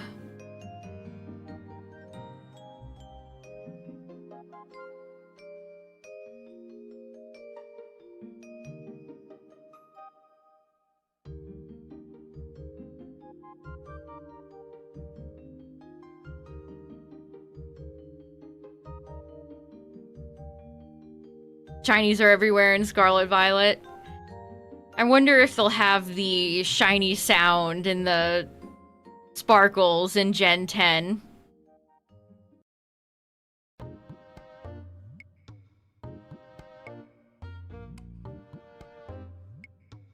I really wish Game Freak was more accessible to, like, talk to. Because I would love to know if that was, like, why did they do that? Did they do it because shiny hunting in Scarlet Violet is so easy and they wanted to make it a bit more difficult? Did they do it because they ran out of time and just forgot? Like, what's the reason? What's the reason? Trying to get the armor? Do you have a item donut that can help you?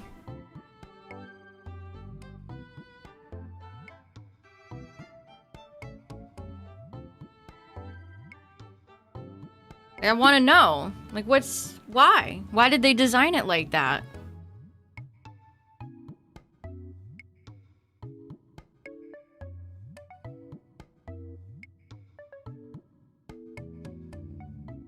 Is there somebody at Game Freak staff that, like, is locked into the shiny hunting scene and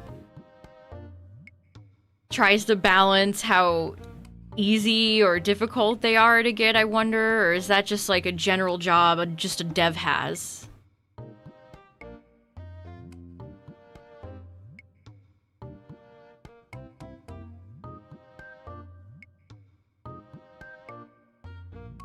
Current special scan is a trainer zone in the sewers.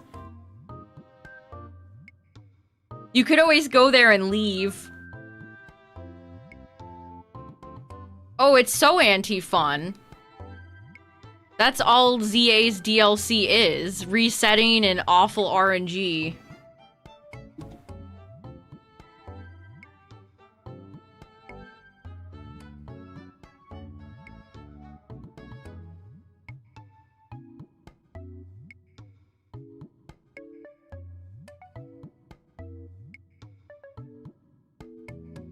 Felipe loves scamming people. That's his special ability. His special ability is just called scam. You go to him, you say you want Rotom Zone, boom, Ice Zone with Bax Caliber. Yup, Gimme Ghoul was such a... It took me so long to get a Gimme Ghoul special scan. And it only happened after I'd used my God Ghost Donut. I don't even remember what I used it on. I don't even remember what I ended up using it on. Bum bum bum bum bum bum.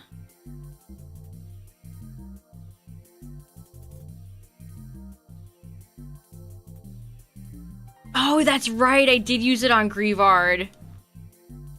And then I never even used Houndstone in ranked, sad. I still think about ZA ranked. I know it's still going on. And like, nothing's stopping me from playing, but the scene is kind of dead.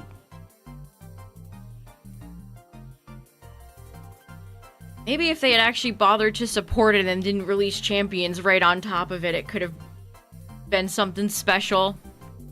Yeah, the donut thing is terrible. Oh, you got Water 3, great! And Humongo 2. Alright, reset.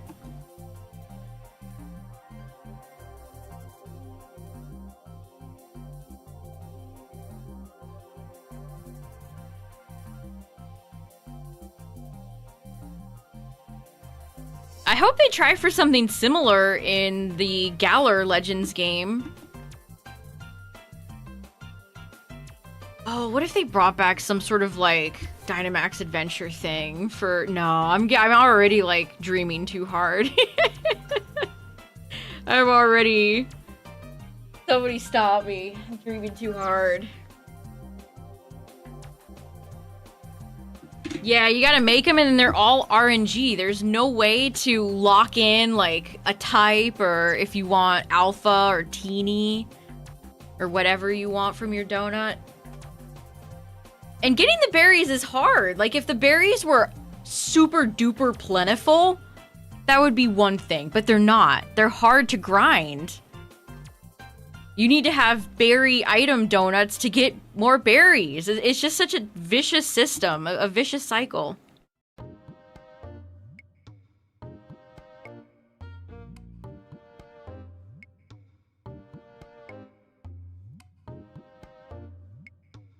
And it prohibits you from playing the game because if you don't have any donuts, then you can't go and do anything. You have to have a donut to get into a hyperspace hole.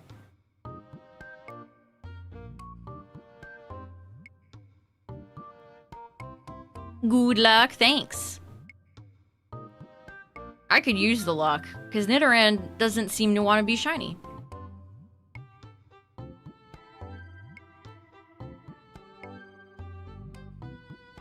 Yeah, I'll do my champions free recruit after we're done, like I did yesterday. Why not?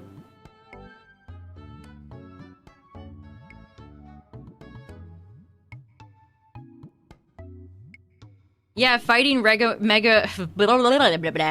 rogue megas, you want a decent donut, especially if it's one of the harder, more annoying ones.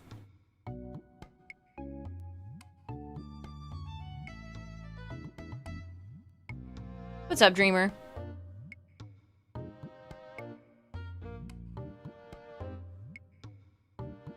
remember that one zone that just has 2 Mega Crabominable and they take their turns beating you to death? That actually was kind of funny. In a DLC filled with a lot of unfunny pan zooms and annoying side quests, that was one of the few things that made me genuinely laugh.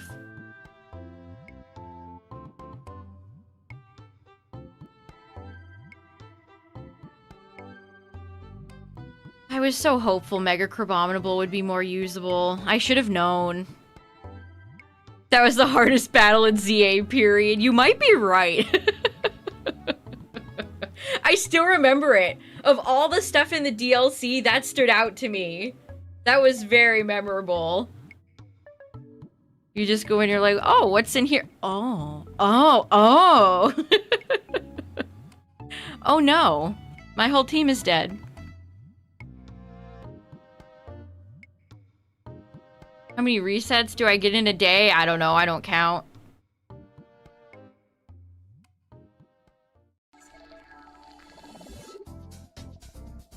You need Baxie's line.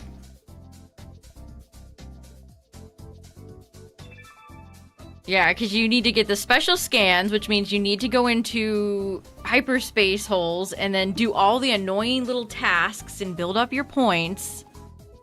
And then Felipe can give you a battle zone instead. The ZA DLC, it just doesn't respect your time. It's not a game that respects your time in any way.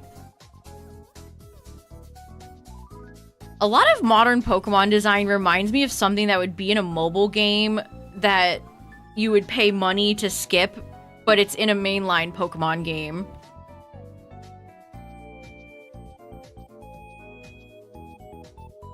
Just like the way you hatch eggs in Scarlet and Violet. Like, it feels like there should be a currency to make it faster, but there just isn't. It's so tedious and time-wasting.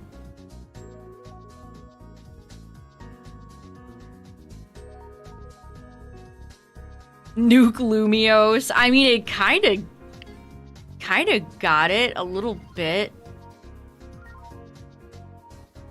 Angie.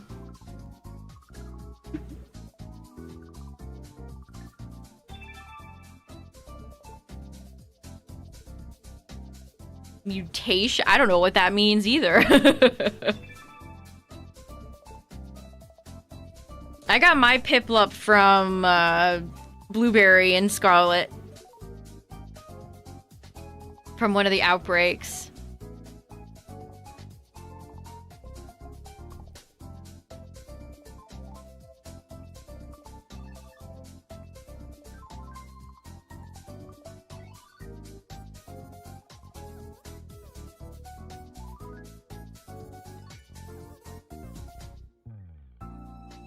It's kind of been interesting to see people's opinions on ZA kind of shift and change now that the game has been out for a good while.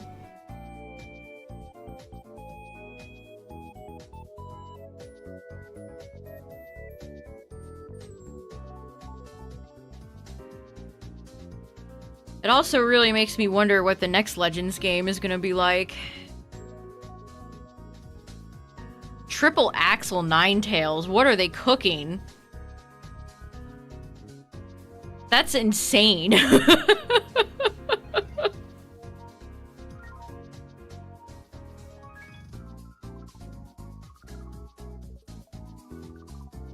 Why would you ever run physical Ninetales? People are truly wildin'. New toy syndrome. Oh, yeah. Oh, the terrestrializing stuff.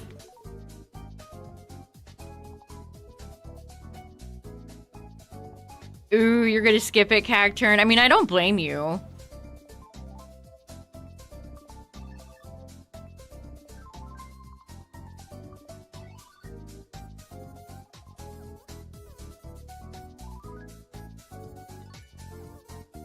It definitely seems like, at least from what I've observed, more people seem to like PLA than ZA. Which I like a lot of aspects about PLA better. Certainly.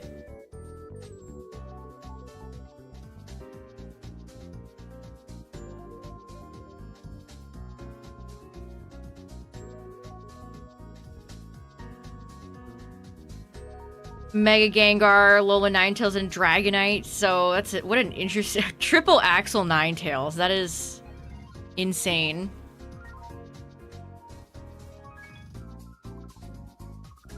What's up, everybody? If you're just joining, we're at 7685 and 5385. We're getting up there in the big numbers.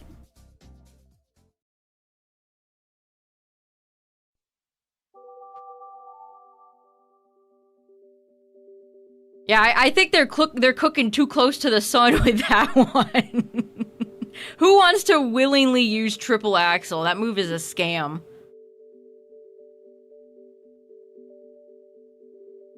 Yeah, yeah, you're right.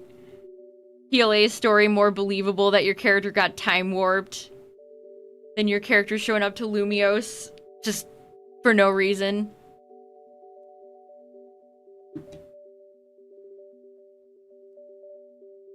Yeah, that put a bad taste in a lot of people's mouths when they announced the DLC, like, before the game was even out. I saw some people that were really pissed about it. Which, knowing what we know about the DLC now, it was obviously a red flag.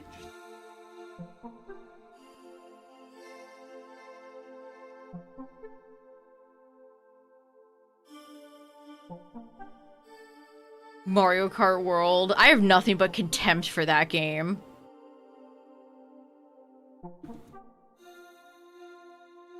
Most soulless Mario Kart game, and it's not even close. More soulless than the Mercedes-Benz crossover they had, or whatever that car brand was. Yeah, if the DLC was good, that would be one thing. Yeah.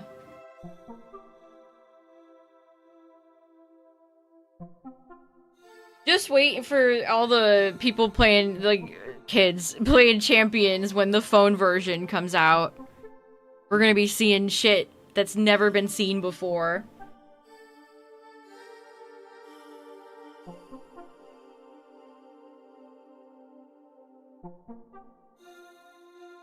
Yeah, and the game was $80.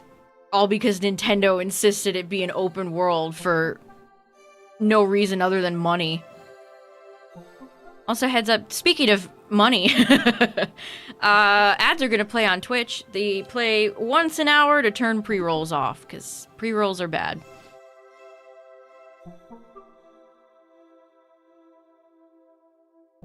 Yeah, no kidding. Make the bozo that developed the Ancha donut system. Why don't you play it? Why don't you sit there and play it until you get an all types 3 alpha 3?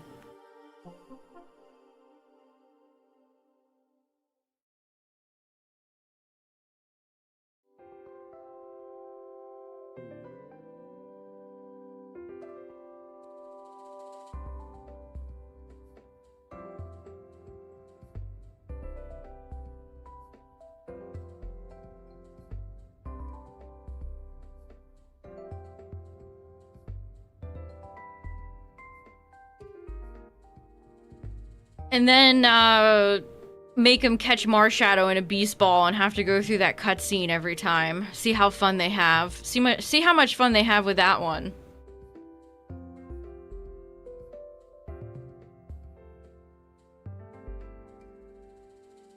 Alright, chat, give me 1 second. I'm gonna get some water.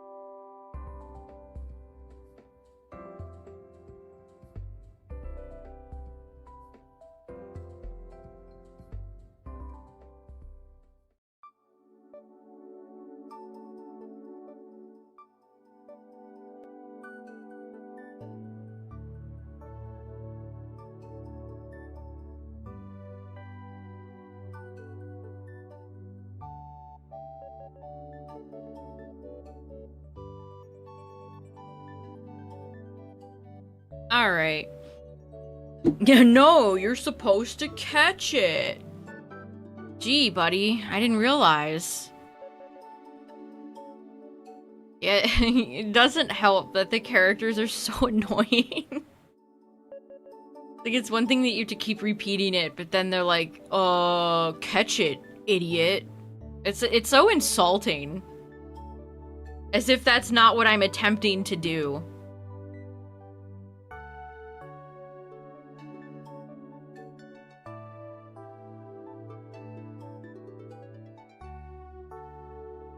I still can't get over all of the side quests in the DLC being...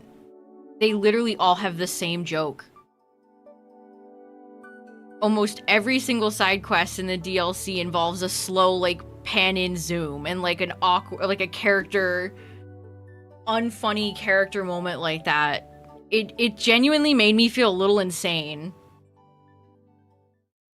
Because it's like, oh, they just did that joke. Oh, here's a new side quest. They just did that joke. Again. A new side quest. Oh, they just did that joke again.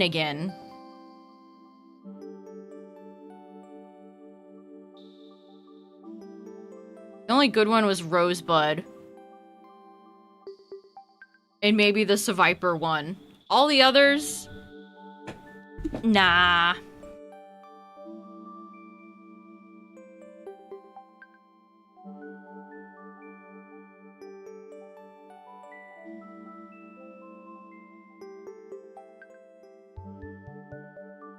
Yeah, it definitely wasn't a fun battle, but at least it was a mild chuckle quest.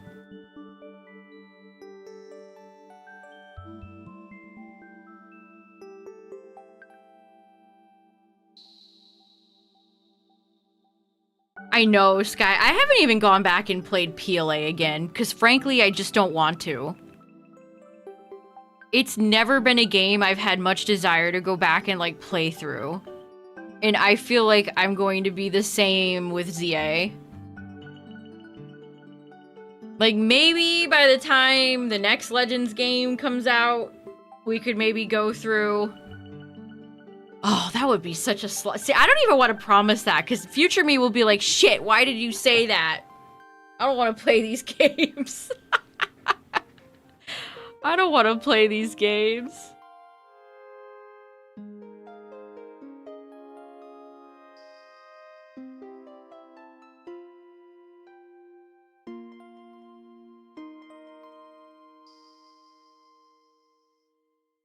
Yeah, ZA's ungodly long intro. I still can't believe that. How are we still having such trash, garbage, slow intros in modern games?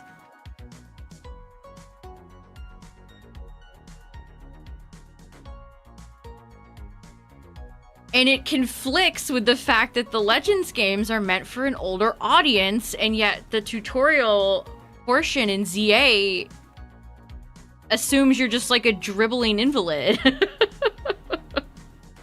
it assumes it's like your first day on Earth.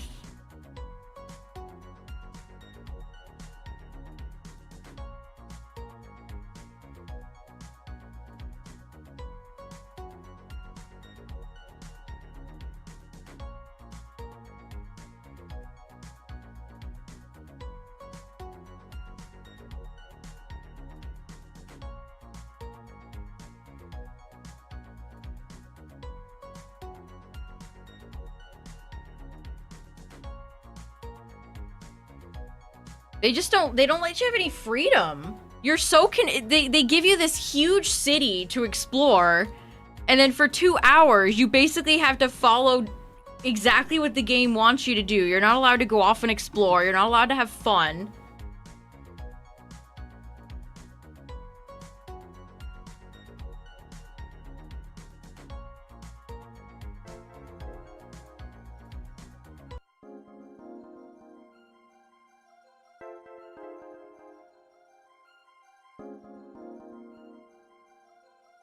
Like, you want to immediately go out and buy your character some clothes or catch a new Pokemon. It's just brutal. Welcome back. Con, thanks for the 13 months. H. Sharon. appreciate it. 1, 2, 3, 4, 5, 6, 7, 8, 9, 10, 11, 12, 13! Thank you, thank you. Welcome back.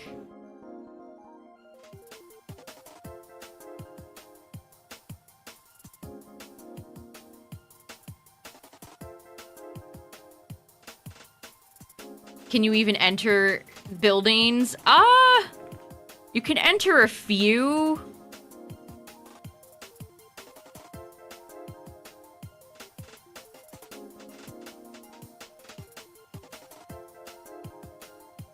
But not like, and they're always like a new load zone. It isn't like traditional, I guess, old school Pokemon games now.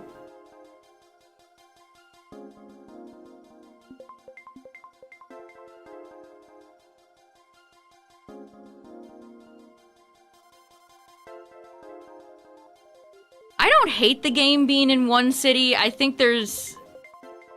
I think that it could have worked. There are some areas where you definitely can explore and find hidden things, but the map just isn't all that big, and it doesn't have all that much stuff to do, really.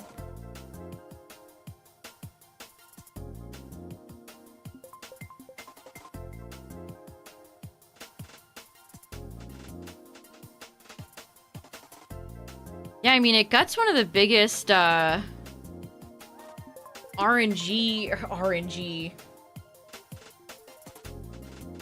Thinking too much about champions. RPG. Guts some of, they're slowly gutting some of all the RPG elements. A city where there's no traffic. I saw some people say that about Tomodachi.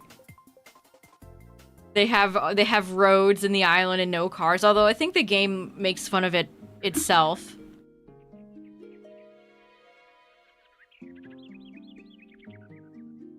I don't think we're ever gonna get a Pokemon game with like actual moving cars. They're just not capable. Every city in Pokemon is a utopic walkable city.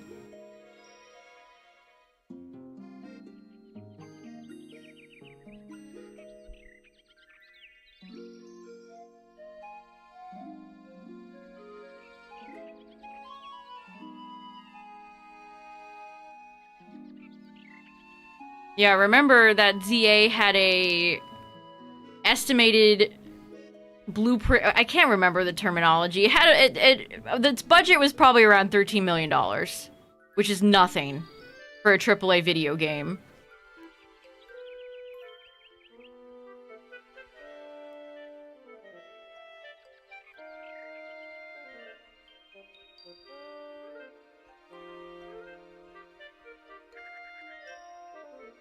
So around that number is how much they spent on ZA. Which, if you think about how much other AAA game studios spend on games, it's like, oh. Oh. Yeah, Rockstar's out here spending billions, and Game Freak is like, we have $5. yeah, Winds and Waves was like 18. They are having the longest period yet of working on the game.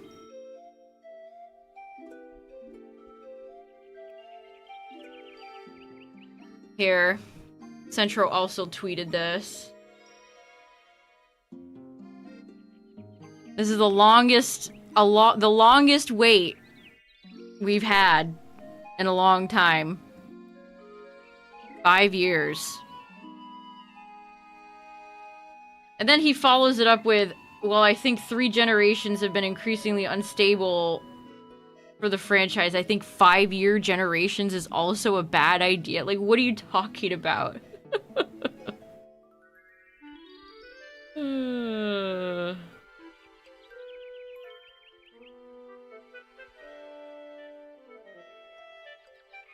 I don't know. I guess we'll see.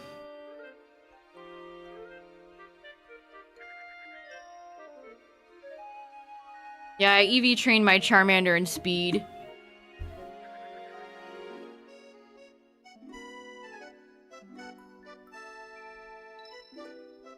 Yeah, PLA is probably the Pokemon game on the Switch that I have played the least, actually, if I think about it. I don't enjoy shiny hunting in that game either. Yeah, what does he even mean? Like, what do you mean 5 years is a bad idea?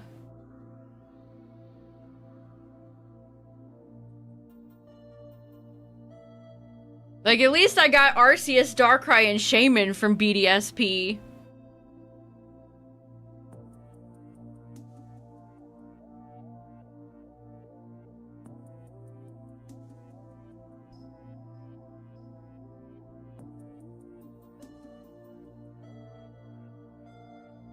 And reminder, Mr. Mime is here because he has soundproof. Vulpix gets roar. My shiny Gyarados and Venusaur are in the back chilling. They're on their vacation.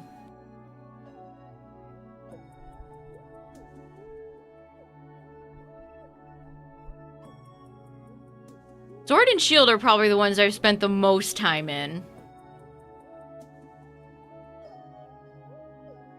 Best shiny hunting games on the Switch? It depends on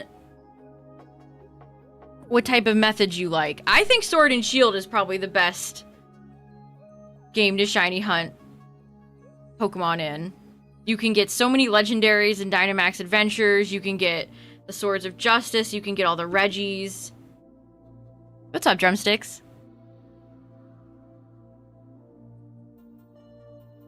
Yes, Dynamax Adventures, Old Faithful.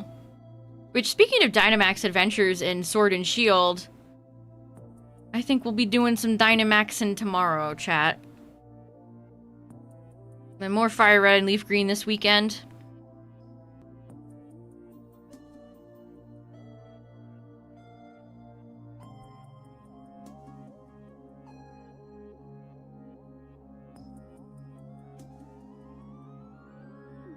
I do think most Switch Pokemon games are pretty easy to shiny hunt in. Like, you're not going to have any real difficulties shiny hunting in Scarlet Violet or Sword and Shield or honestly any of them. I don't think there's any really difficult shiny hunting to be had.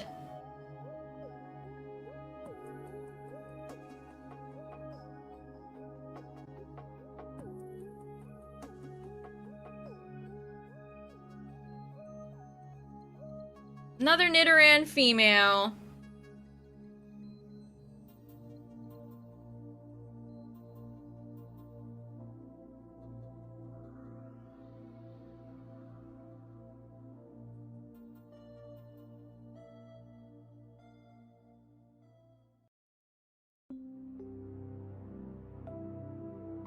This playlist is kind of putting me to sleep right now.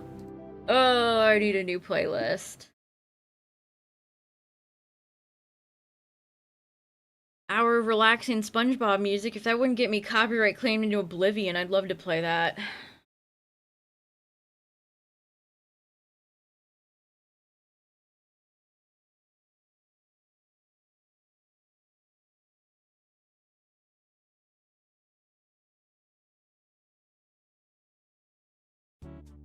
Let's put a Pokemon playlist on. That's appropriate, right?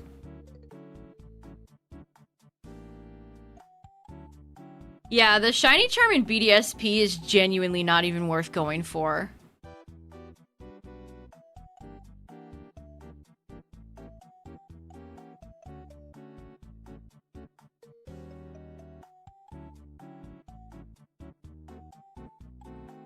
Twitch can mute my VOD if it detects copyright music, which sucks too, honestly. But YouTube tries to claim my revenue, which is worse. Especially since it's always bogus claims just trying to get free money.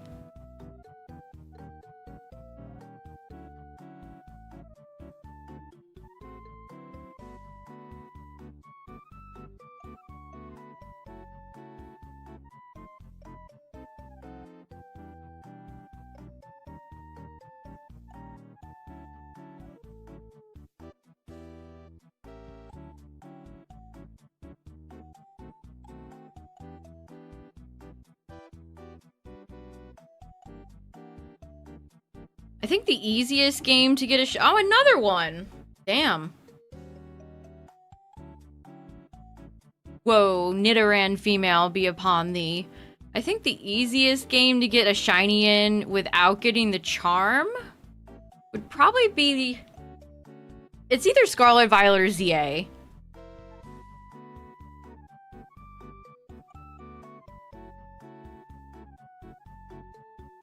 It did not take me very long to find a shiny Pidgey, which did in fact fly away. In ZA. I didn't get my first non-charm shiny until post-game in Scarlet. Yeah, we're not counting the free shinies. Those are irrelevant.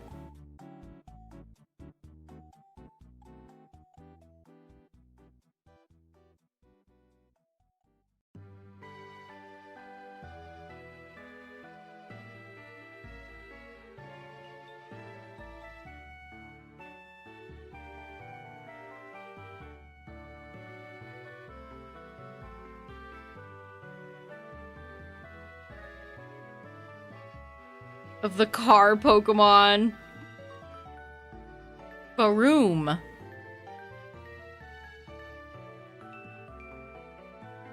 I love when people tell me their first shinies in ZA and it's always a bird. Pidgey, Fletchling.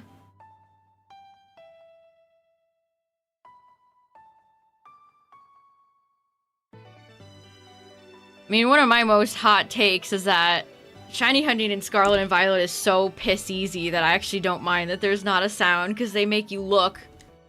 Which is why I maybe kind of theorized that it was done intentionally.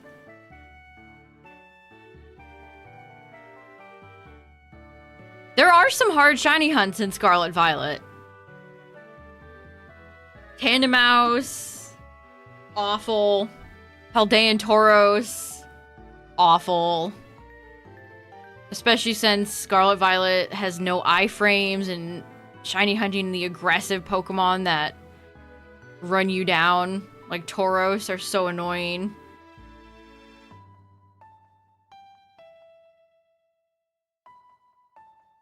Quick Claw doesn't work?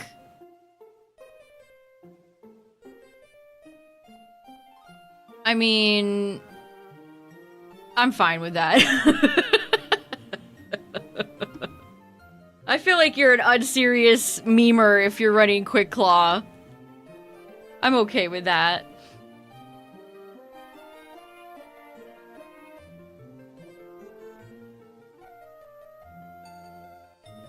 They should break Bright Powder next. Yeah, Veluza. Dondozo was so bad too. Remember Dondozo's T-posing whiskers?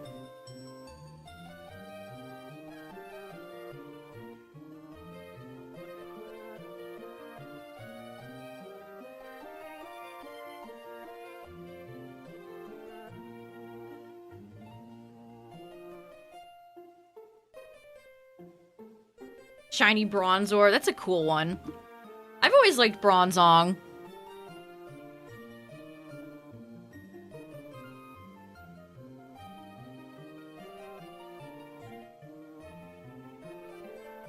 Benjamin Bronzong again. Lag Lake. Take me back to Lag Lake. Actually, don't take me back to Lag Lake. I don't ever want to go back to Lag Lake. What an ugly area it is, too. I mean, the whole game looks like that, but... Yeesh.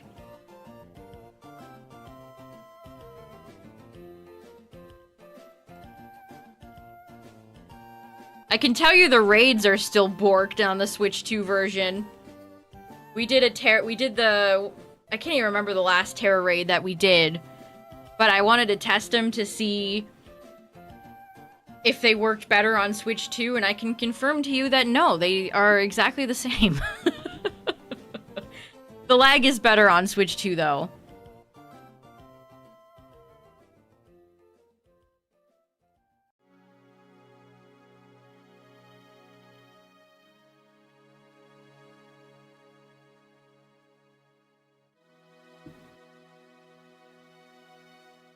Yeah, Terra raids are such garbage. The camera would consistently break and not pan when your Pokemon Terras. Pokemon would disappear. At random intervals, you'd get long periods of lag, the white screen at the end.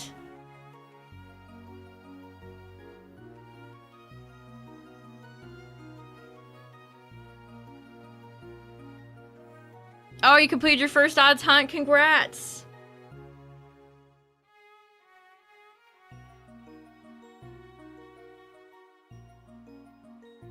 Bulbasaur was my first, well, actually, no, that's not true. I got a shiny Donphan in Heart Gold a long time ago.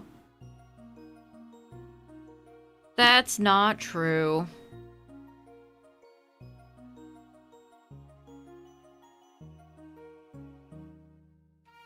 Oh, a Wurmple? Awesome. I love that shiny. Purple Wurmple.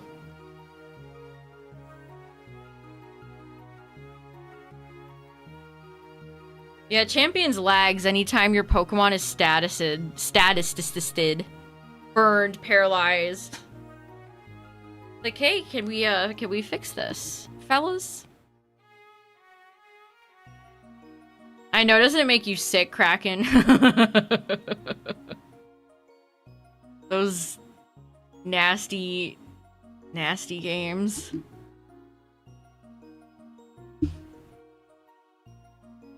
The dual pack of BDSP.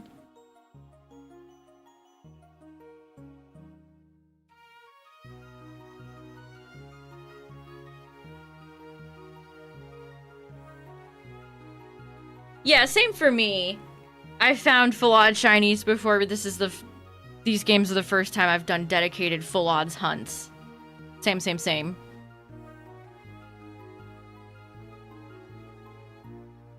I was about to say they should give Donphan something, but Donphan got 2 Paradox forms. One good one, one not so good one. Oh, you got Cloth shiny. Congrats on Blue Crab. Marilyn mentioned.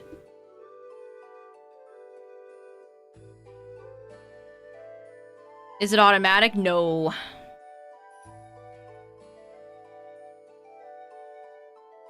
Cloth was one of the most pain in the ass shinies I had to get in Scarlet. For some reason, it took me like 10 sandwiches to get that MF. Near that nasty, dry desert outside of the Sunflora Brassius's town with the lagging windmill.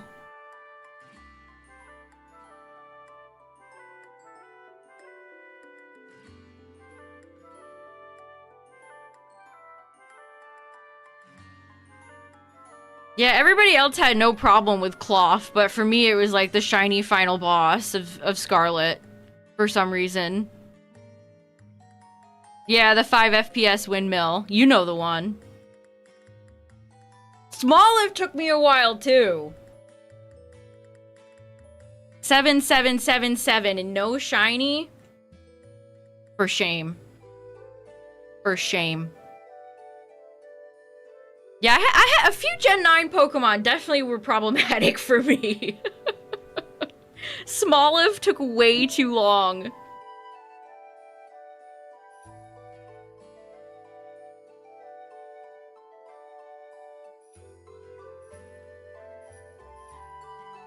What's up, Normal Shrub? Yep, that's the full odds nature of it all. I have one shiny Tandemaus, but not another one to evolve into a Mousehold.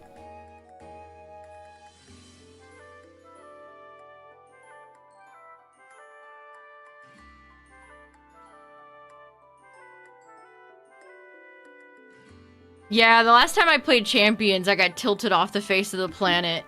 I ran up against a bulletproof Chestnut that just absolutely shut down my Toucannon's entire moveset. I was flabbergasted. Disgusted. The 3 Mousehold. Yeah, I never tried for anything like the segmented to Dunsparce. I was too late to that party. I was just having fun shiny hunting my own Pokemon. Mime Jr. is the best shiny of the pre-evolutions. The bebes. It is a good shiny. If you're struggling in Champions chat, the meta is very hard. It's a very difficult meta. It's also pretty established. Garchomp, Corviknight, Primarina, Charizard, Basculegion, blah blah blah. And there's just not a lot of items or solutions to some of the big walls. Toxel. Toxel's shiny is kind of like Raspberry. Yeah, people are running Mega Floette. I like what Pi calls Floette, the demon. He calls it the demon. It's the demon. I think Floette has actually fallen in usage in both singles and doubles. But it's still a great Pokemon that you have to respect if somebody brings it.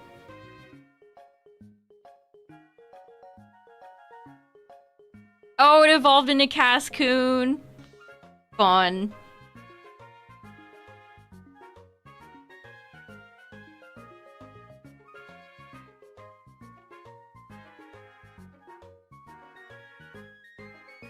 It's the demon. For me, the demons are Umbreon, Bulky Sylveon, Corviknight.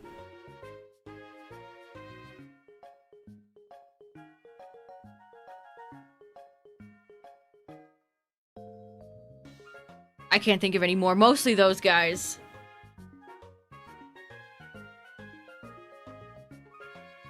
Gotta lock in. Good luck. How long they plan on using champions. Some of the interviews make it sound like they want it to last like forever, which we'll see.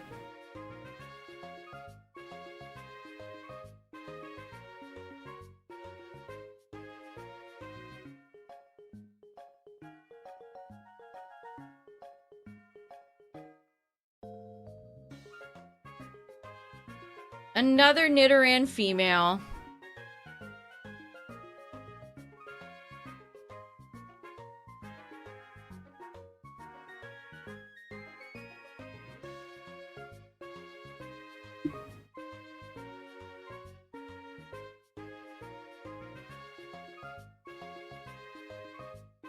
I think Champions is them wanting to remove competitive Pokemon from the mainline games, so they don't have to deal with it.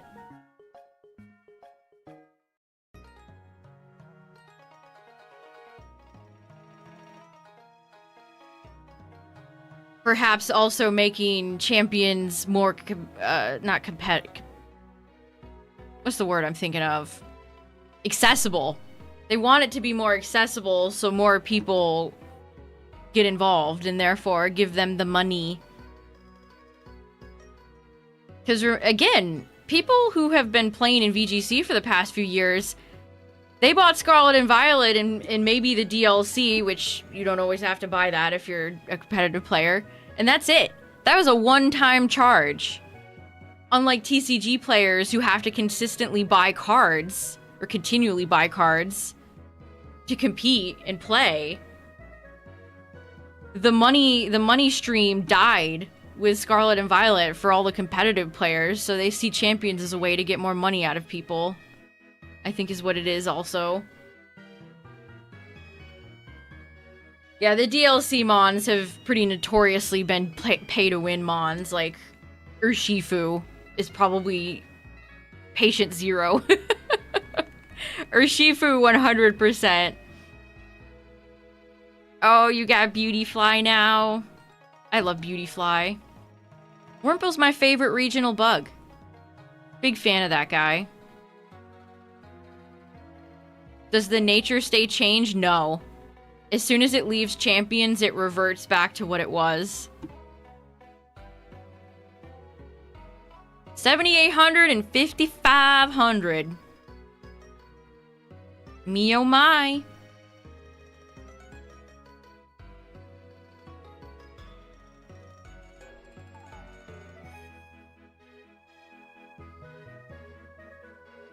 I think if it cared about Showdown, they would have already taken care of it.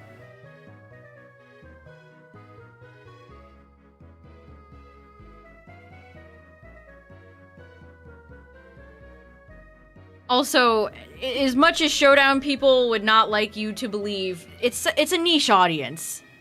Like all the Smogoners, there's not as many of them as there are other competitive Pokemon players.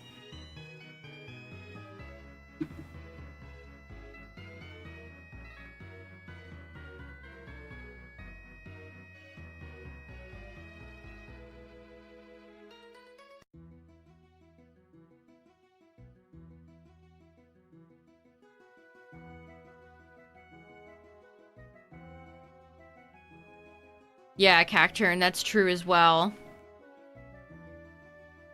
Yeah, a lot of people own Switches. It's a super successful console, and the fact that they're putting Champions on mobile in June is going to invite even more players in.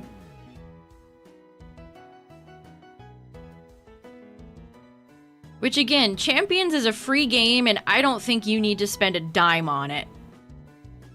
Especially if you already have Pokemon Home and can just transfer Pokemon.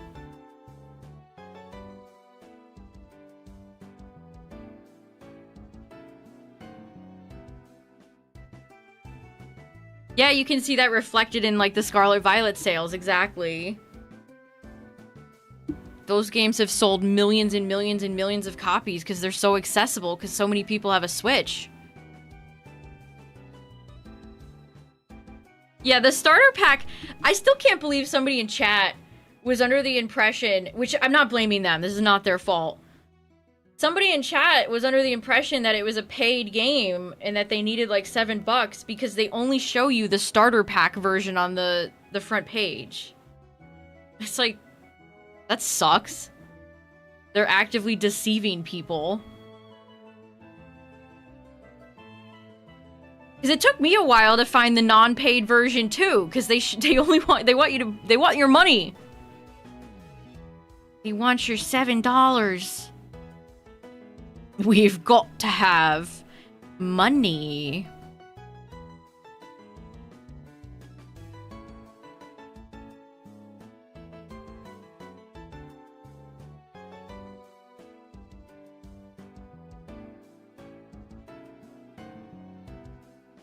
Pokemon Friend on mobile is free, but Friends on Switch is not. How much is it? That's one of the most poorly made Pokemon games they've ever shat out, by the way.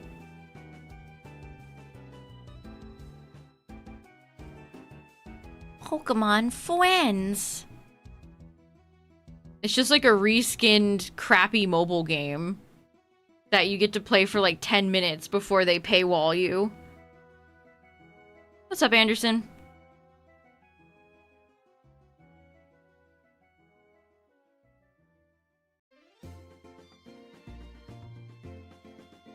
That's why I'm so glad Pokopia exists. It's nice to have a good Pokemon spin-off game that isn't forced on mobile. It's just a good, polished, standalone game. Crazy how that's hard to come by these days.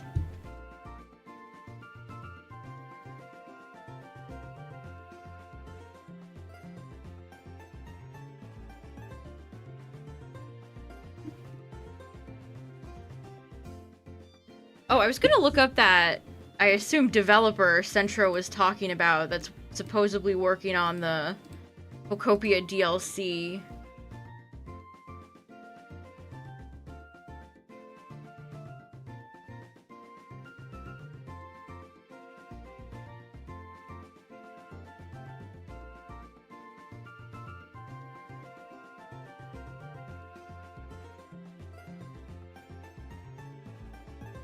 Oh, he literally deleted the tweet? Oh, no, he didn't. Omega Force.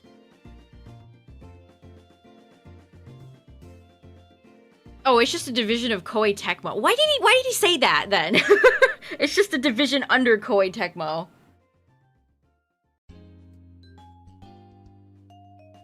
Why did he just say Koei Tecmo, dude? Is that like a engagement bait thing? So people ask who that is, like me. It's $13.99 CAD on the eShop. Oh, that's egregious. Pokemon gets away with so much bullshit that other gaming companies are not allowed to get away with.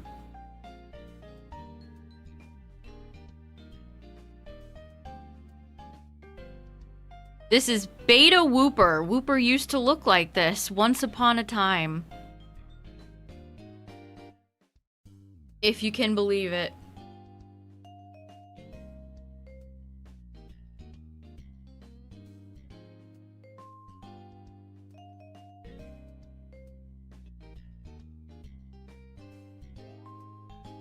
Like, imagine if a company like EA or something, which they, of course, get away with their own share of garbage, but imagine the backlash if one of those companies did something like Pokemon Friends. Or even, I still think Pokemon Home is nasty.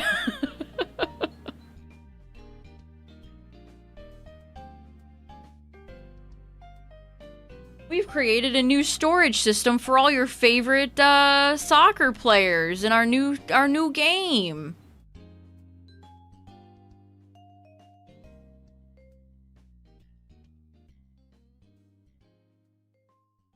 Our new FIFA. Ah, new Bark, take me back. Don't give EA ideas.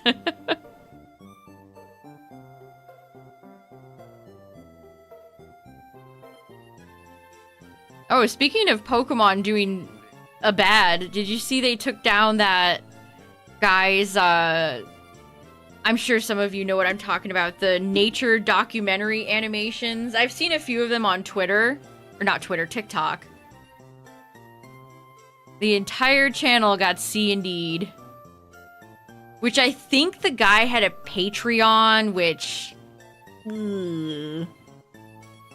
But, like, that still sucks. And funny enough, there's a lot of AI slop ones still up on YouTube, and they haven't gone after those. Curious.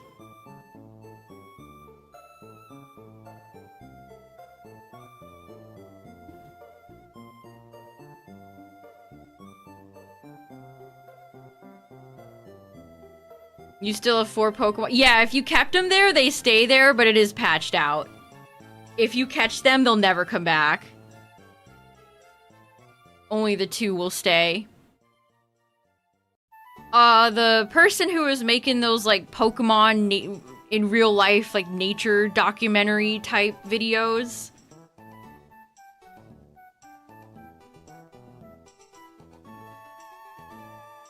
DMCA'd. Nintendo loves to DMCA.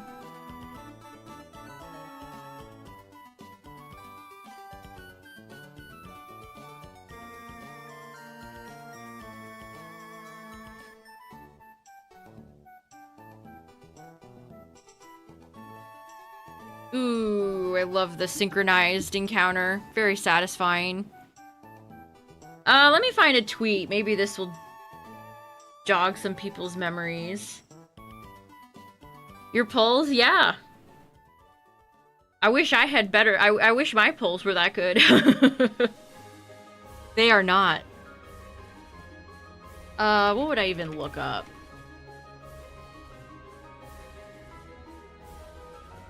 Okay, I found it. Poke National is dead. YouTube or Nintendo copyright strikes 20 videos from Pokemon nature documentary style YouTuber. Entire channel scheduled for termination.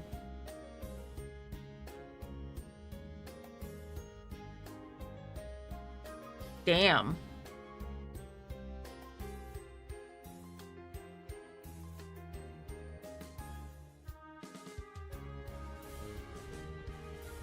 I don't know if he would have been fine if they didn't have a Patreon, or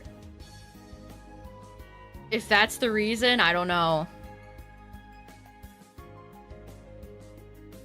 For protein smoothies. Pokemon Rage Bait videos are funny. Remember when they were doing, like, chopping up Bulbasaur and Chikorita, like, their salads?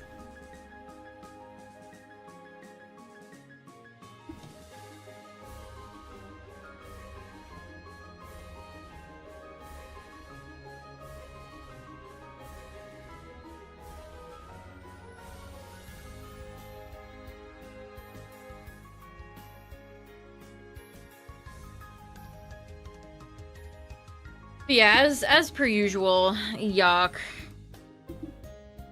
I don't have to be doing that.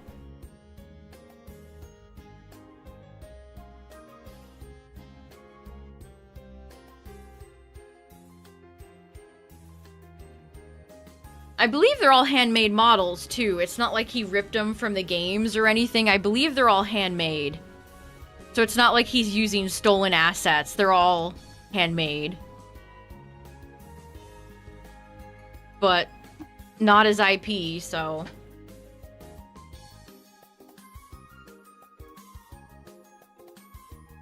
Greninja look-alike.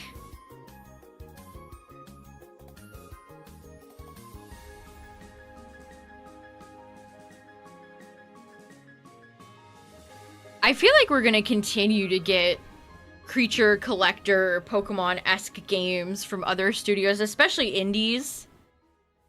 I mean, by the time Champions came out, there was one that looked like it was a battle.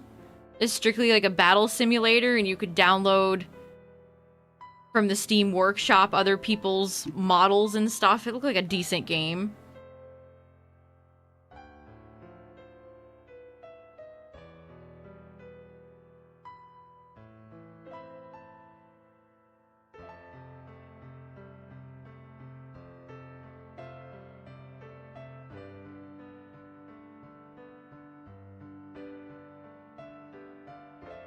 Yeah, was it like Olympus or something like that? That sounds right.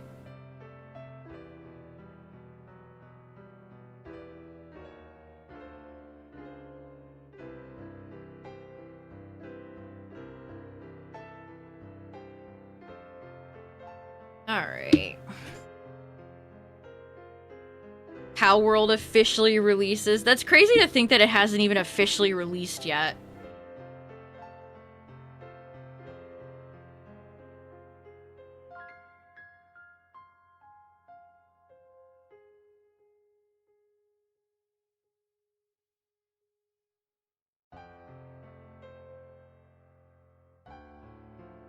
I played Pal World and checked out a few of the updates that came out after it initially launched, and then have just kind of lost interest. A lot of the stuff they added after it initially launched, it was not interesting.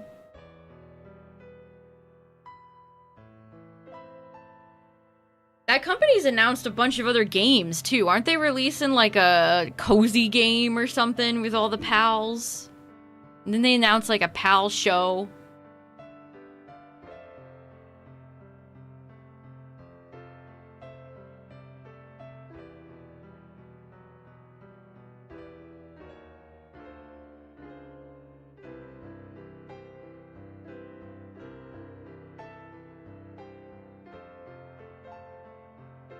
I think that was an April Fool's joke. I don't know if they made it real, though. Making it real is very unfunny, so they might have done that.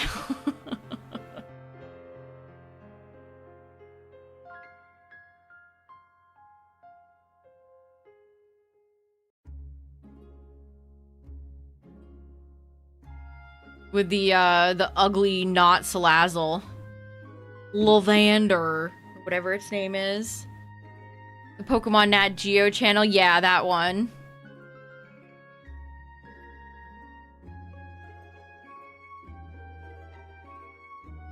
Yeah, the way some Pokemon people treated Pal World was honestly batshit insane. Really funny watching people be so protective over billion-dollar IPs they have no involvement in.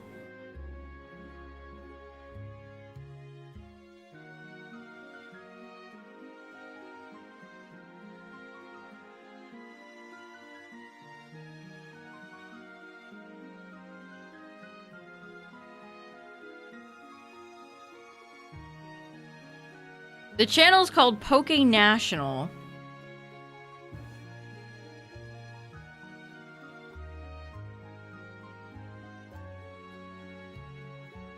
The Power World vs. Nintendo lawsuit still going? I think so. Or was it dismissed? I can't remember.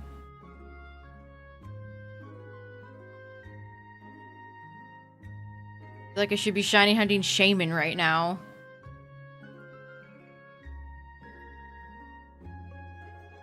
How many hours did I end up putting in Power World? Let me see.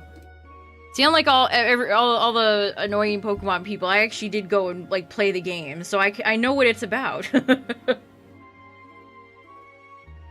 I put in 150 hours. I last played February 3rd, 2025. I have 27 of 57 achievements.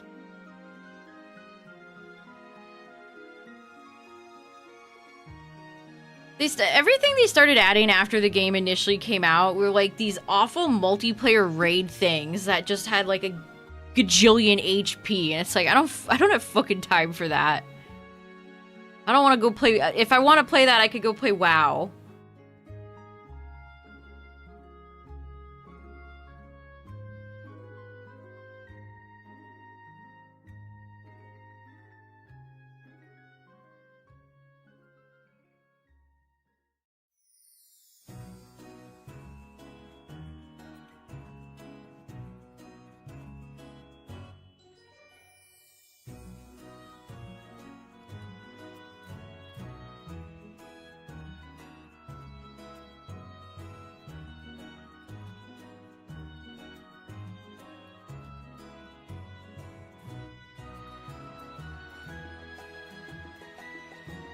Also, Power World is a Japanese-run company, which I don't think a lot of people seem to know.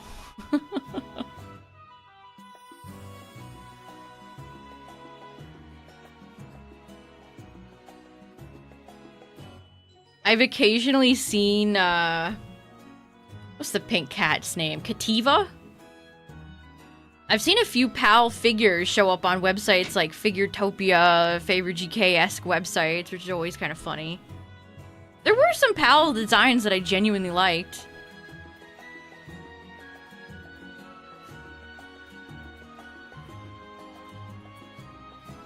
Honestly, I think some of the best PALs were the more original ones, and not the ones that were clearly jacking a Pokemon style, like Grass Cinderace.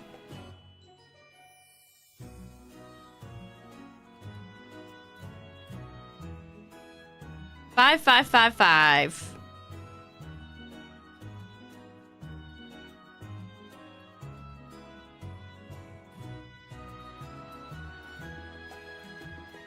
And if you haven't played Power World, I must again state that it really does not play like a Pokemon game. They're vastly different in mechanics and gameplay. It's more comparable to like an Arc game. Egyptian Lucario, Anubis. I remember him because he'd always go, rah! He'd have like this little sound effect cry, battle cry.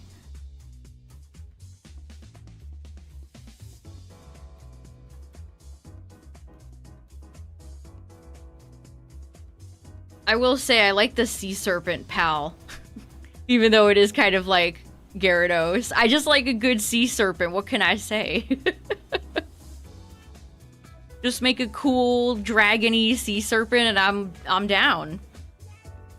I like the red one, the red and black version too. That was one of the mainstays on my team.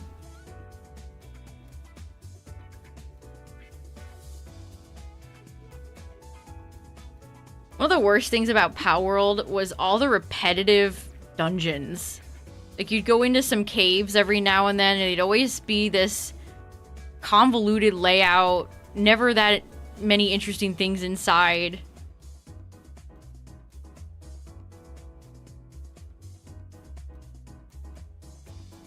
All the human characters in that game are kind of unsettling. There's this secret, like, black market shopkeeper that you can find in certain locations, and he's wearing a mask, and it's genuinely, like, a scary-ass looking dude.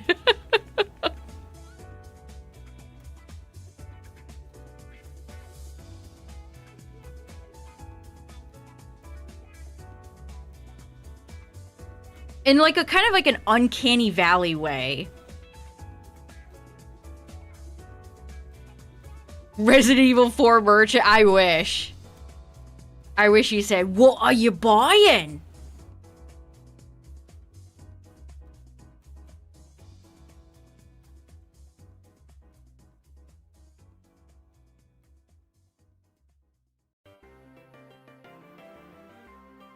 Yeah, the fact that there were Pokemon people genuinely cheering on the lawsuit, it's like, wow, you have brain worms.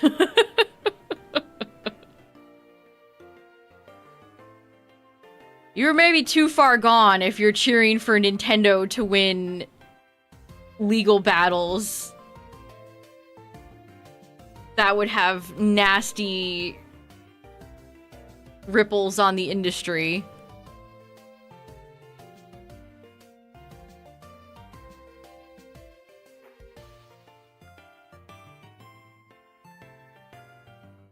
Might be time to take a step back. Might be time to take a step back.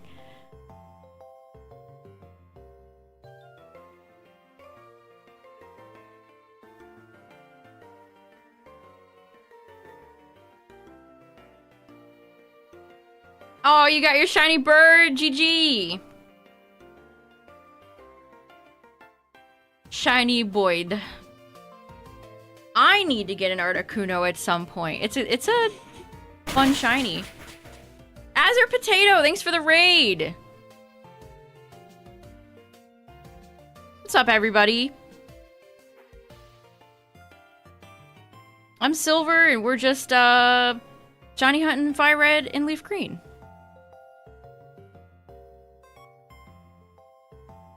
Yeah, if you're cheering for a Nintendo lawsuit, you should maybe do what I'm doing in both these games and touch some grass. But thanks for the raid, I appreciate it. Hope you had a good stream.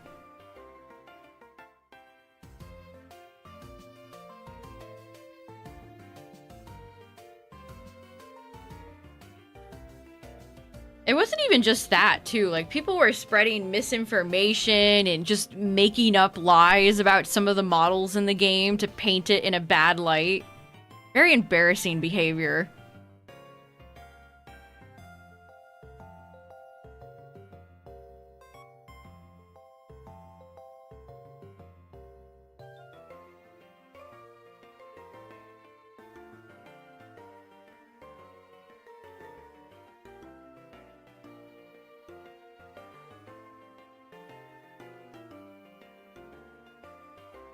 We were talking about, wait, how did we get onto this discussion? Oh, we were talking about Nintendo going after that Pokemon National Geographic channel that makes funny little Pokemon, like, nature documentary things, and then we got to talking about Pal World because of the lawsuit. Yeah, there's plenty of games that have a catching mechanic in them, as if Pokemon is the god king inventor of that. Give me a break.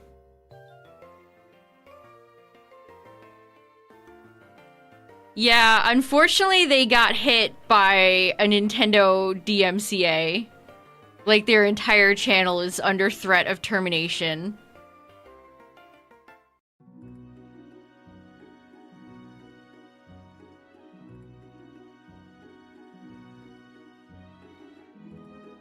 Really unfortunate.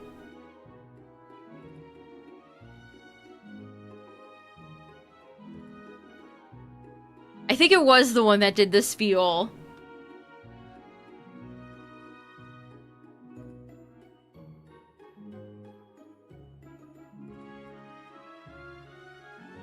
I think the guy had a Patreon, or I don't know who's behind it. The person behind it had a Patreon. That's maybe why they were targeted. I don't know. Either way, it sucks. Again, they were handcrafted models. They weren't stealing models from any games. They were all handcrafted.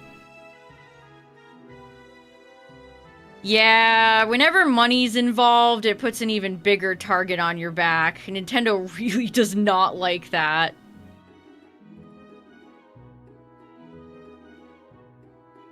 Oh, Relic Castle. The good old days.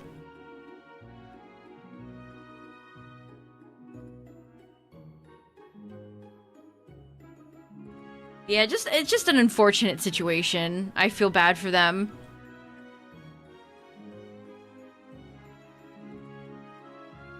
And again, there's plenty of those style of videos, because of course, when somebody does something popular, a million people have to come in and copy it. So there's a ton of, like, crappy AI equivalents, and those are still up. Curious. No, they probably took a boatload of time handcrafting all those models and putting it all together. I can only imagine the amount of manpower it took. Blood, sweat, and tears.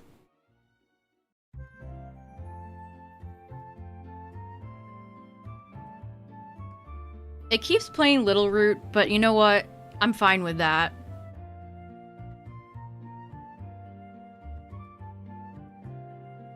We're A-okay with that. And we're getting so close to full odds with Nidoran male. Yike.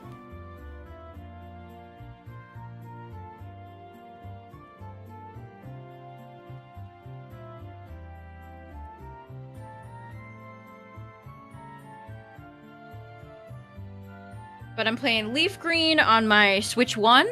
And FireRed is on my Switch 2, and I just have one Joy-Con in each hand to control them. I don't have, like, an auto controller.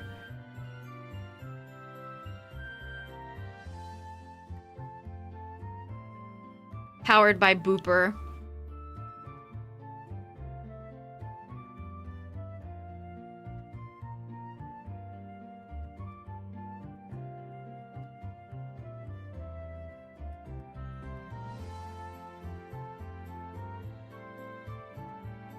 I should have kept track of when I started shiny hunting Nidoran. Guess I could look back in my VODs. Double Pidgey. Really unfortunate that Pidgey is in both of these routes. Quite unfortunate. And again, the Pidgeys in Leaf Green, if they're above level 19, can have Whirlwind, so... Yike time 2. And I have the Mr. Mime out for... Uh-oh, my Joy-Con's dying. For Vulpix, because it can get Roar. And Mime has soundproof. If you're wondering why I'm using Mimin.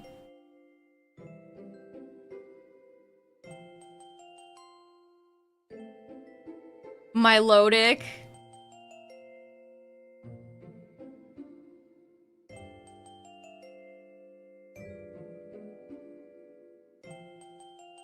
Let's see my other shinies. I miss them. What's up, Gary? Yeah. What's up, Venusaur? Yeah. I just had to look at them to feel something.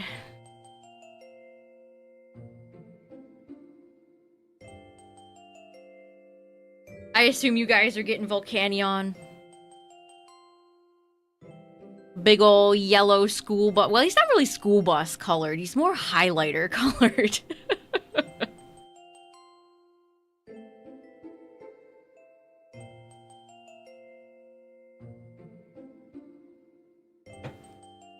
Too lazy to do that? That's fair.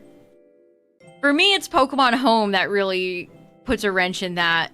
I don't pay for Home, and my free box is filled with all Champions Pokemon. I do not want to return all my Champions Pokemon. Oh, you're not? Just doing it for the love of the game?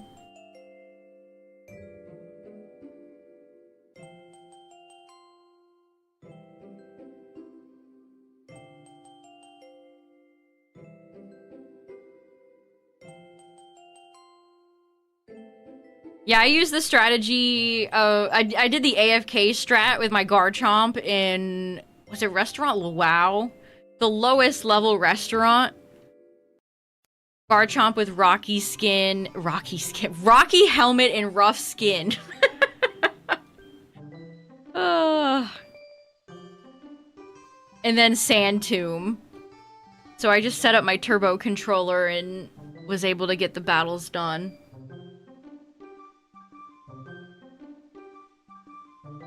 Rough helmet. Hey, as soon as Rocky Helmet is in the game, that'll stop Kangaskhan's reign of terror a little bit.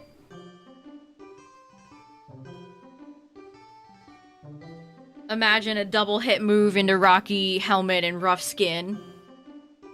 Already sucks enough when they bring out Glamora. Alright, chat, let's do 100 more. 100 more checks. Yeah, no power-up punch. Lopunny doesn't have it either. It's funny how similar those two, both the normal megas are. Lopunny and Kangaskhan, why, you guys aren't that different after all.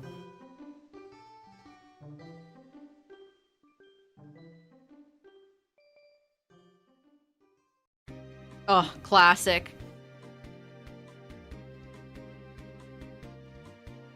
Route 10. Fortunate too. Every time I used Kangaskhan, I would have somebody swap their Glamora in, and then you get boop, boop, and then double layered toxic spikes. Ooh, another banger.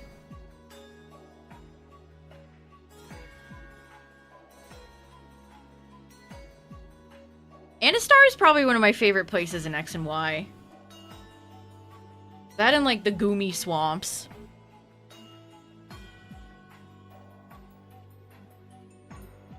Oh no, you haven't caught it yet.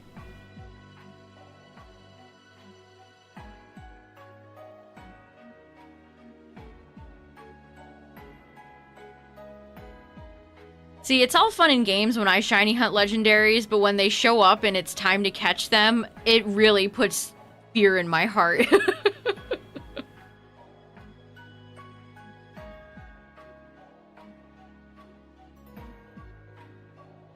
When I was editing my Cobalion footage from ZA, it's funny how little time I had left. I could have absolutely failed there. I had very little time left when Cobalion showed up.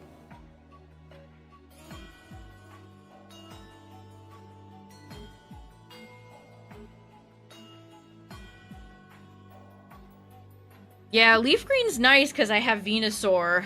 I mean, it won't help me if Vulpix is shiny, because I gotta have Mime in.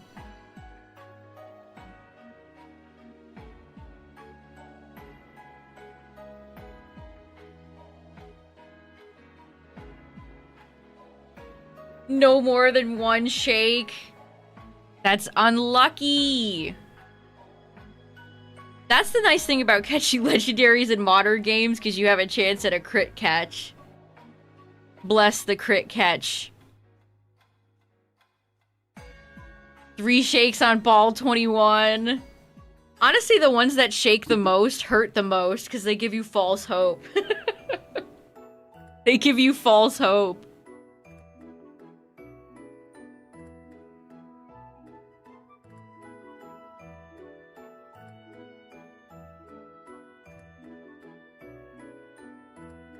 Also, heads up, Twitch chat. Ads are gonna play, but they're the last ads of the night. Play them to get rid of pre-rolls. Oh, you caught it. Good. Save.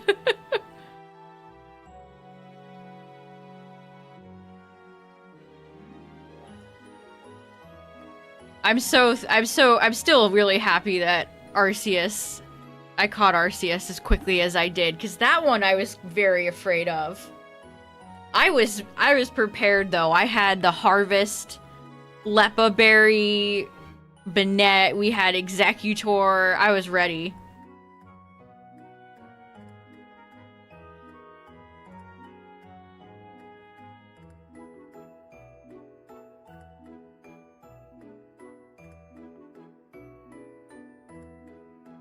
OG Gen 1 games. Yeah, with the trainer ID, I think is... Or something like that, or I can't remember. There's... You can, in fact, shiny hunt in Gen 1.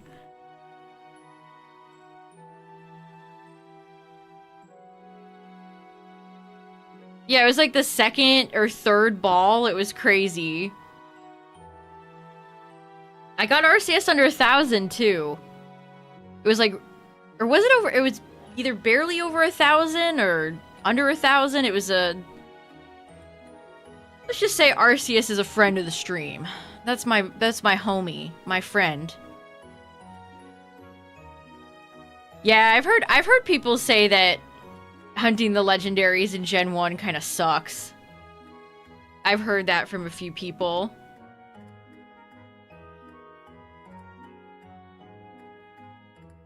Down, down, down, down.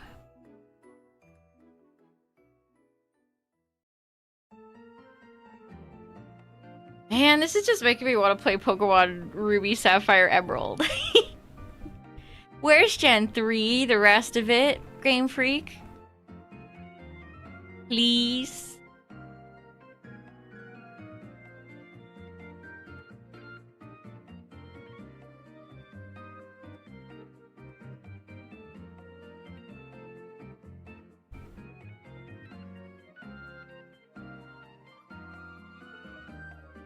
Yeah, I haven't even thought about what I want to do for the legendaries that I want to hunt eventually.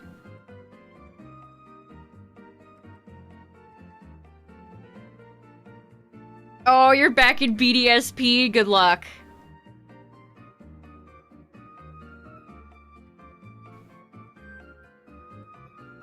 Beldum? Beldum would put fear into my heart with its moveset and the fact that it's one of the most difficult non-legendaries to catch. I would start sweating. Just started Suicune last night. Good luck. 18 months. That is nuts.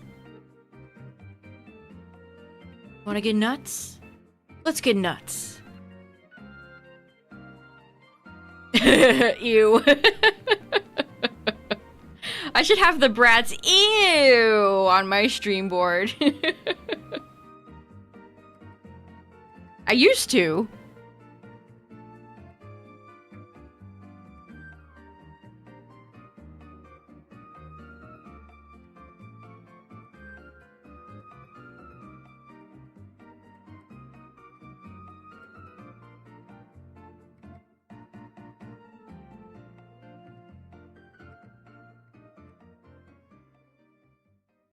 Oh, more Gen 3 bangers. Let's go. Of Shiny Beldum and Pal World. Damn, my condolences. That must have been a crazy Beldum.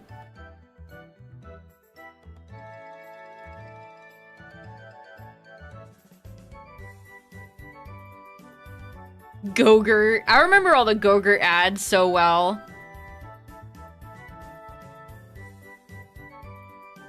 But I've never liked yogurt.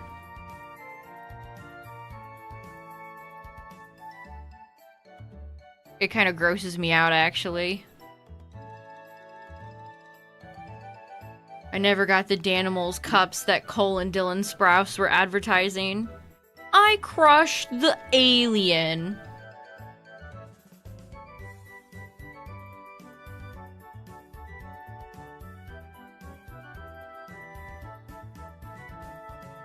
Yeah, I don't know when I'm gonna get to Deoxys. It might be a while. Which, hey, Winds and Waves ain't coming out until probably November of next year, so we got time, chat. We got time.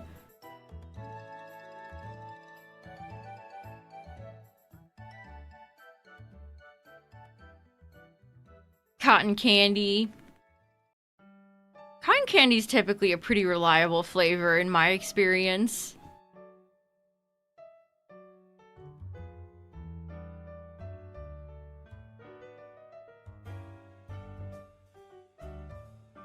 People have been making Scoville work. It really just depends. I've seen it in both doubles and singles. I don't think it's like a super meta, incredible mega Pokemon, but I don't think it's as bad as I initially thought it was. Slop. Yeah, I think it's the consistency, the texture that throws me off.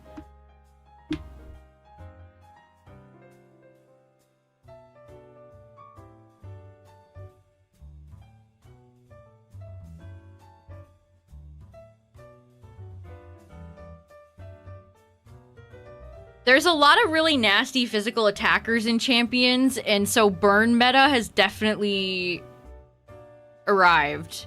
Gengars are running Will-O-Wisp.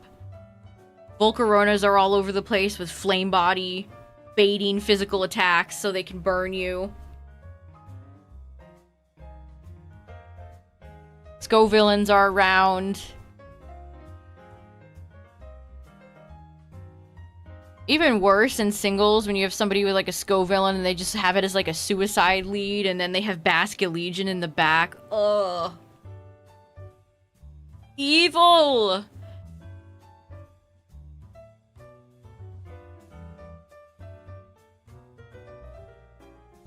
Yeah, I actually have seen people running Hex. I saw Hex on Gengar.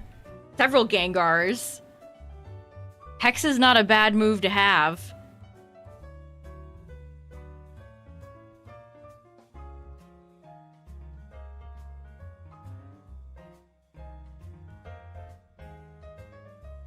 Makes me think of Rotom from Dynamax Adventures.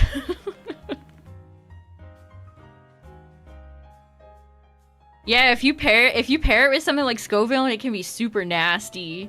Deal big damage.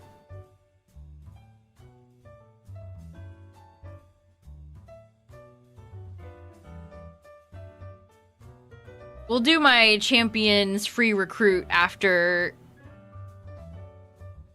we get to 8K. And I guess this weekend I'll be officially headed over odds.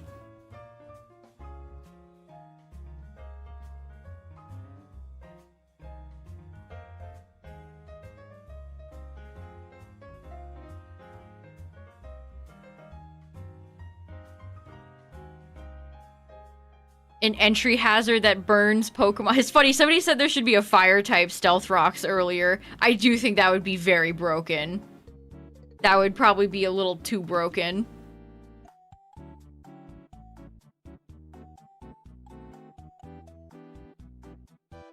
Magma Rocks. Volcanic Debris. I want to know what ability they're gonna give our boy, Megahedron. I hate that we're all these months into these Pokemon we know existing, and it's like we still don't know their abilities. Probably, I don't think Heatran's gonna be allowed in the next regulation, so we're probably gonna have to wait even longer, honestly. Yeah, no Rocky Helmet really enables all the physical Pokemon. Absolutely.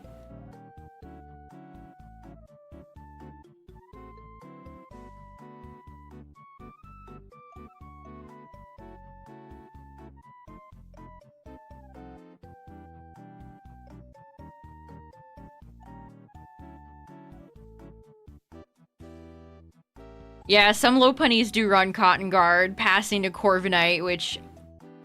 Ugh. Disgusting. Yeah, when is Champions gonna let the legends in? I still can't believe they don't have a special version of Intimidate yet. Although Intimidate is very, very, very, very, very strong and always prevalent, so maybe that's why. Maybe they don't want the meta to just constantly be revolved around annoying, tanky things. Constantly switching out for stat drops.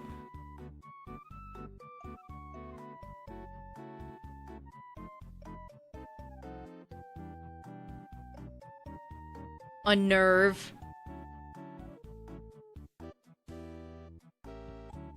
It was funny getting a few people tricked by Delphox's Levitate ability, the Mega, But now, when you're in Master Ball, everybody knows how to play.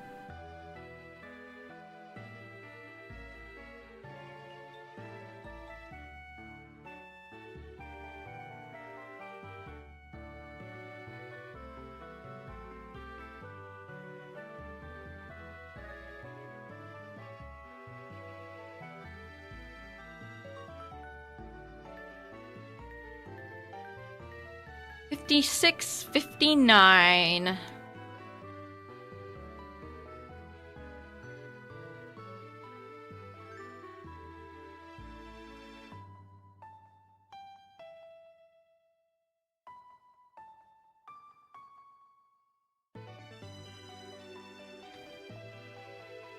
Shoot, I went down to the grass.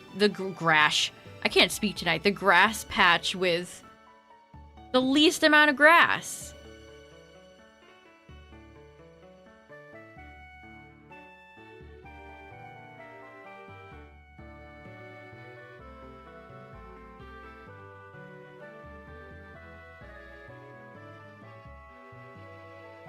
I've seen a lot of people using it, but have I run into it yet? I might have run into one or two.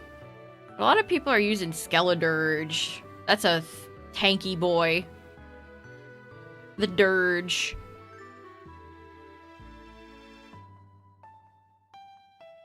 Thanks for all the follows tonight, everybody. I appreciate it. I'll be live tomorrow for some Dynamax Adventures. The Return of the Max. And then we'll have more FireRed and LeafGreen this weekend. I've got to get my shiny eventually. Yeah, for paralysis, you're going for the speed loss.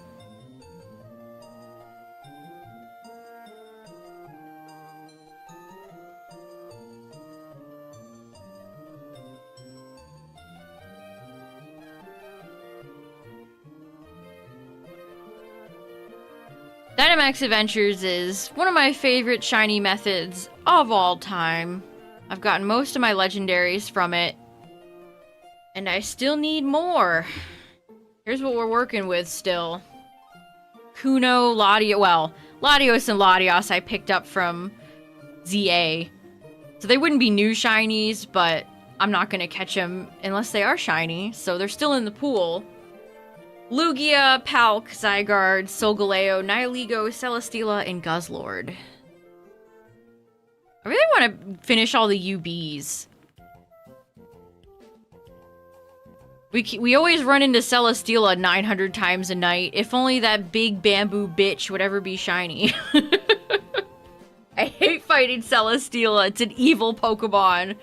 Whatever Celesteela's in Champions, you can count me out.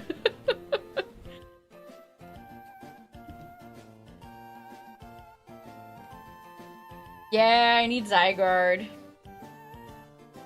I tried for Zygarde before ZA came out, and he said no. Not nice. I honestly think Celesteela... I know what Zygarde's about. I know what our odds are gonna be.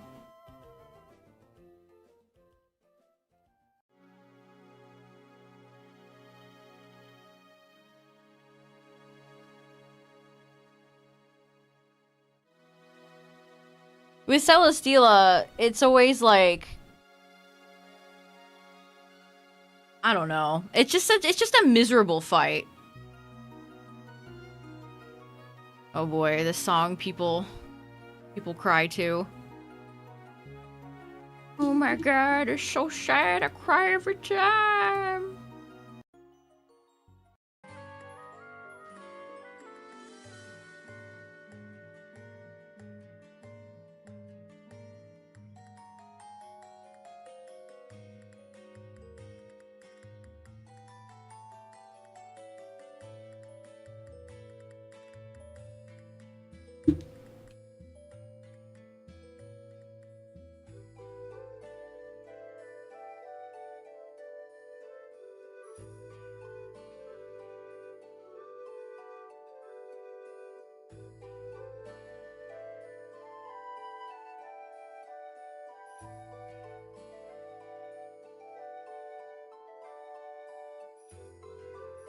That would be awkward because there would be a lot of face cam footage in there, and then I'd have people be like, "Why'd you get rid of your face cam for the next 5 years again?"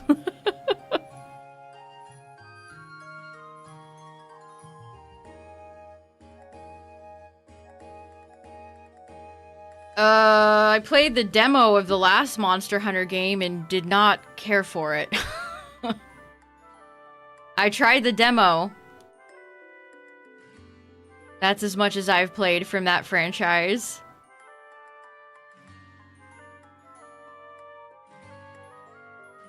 Penguin crackers.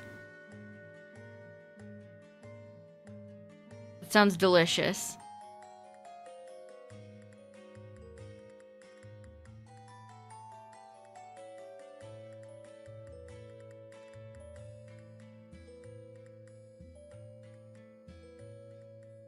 Been wanting to do, speaking of Sword Shield, I want to do a Masuda hunt. Again.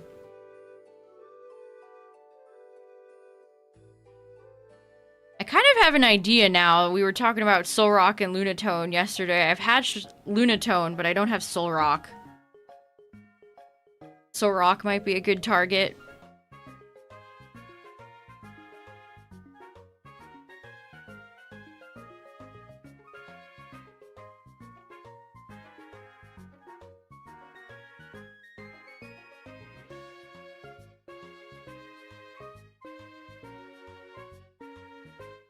Crazy how I used to do Masuda, like, primarily. And now it's one of the methods that I barely touch these days. I mean, they ruined it completely in Scarlet Violet is probably why.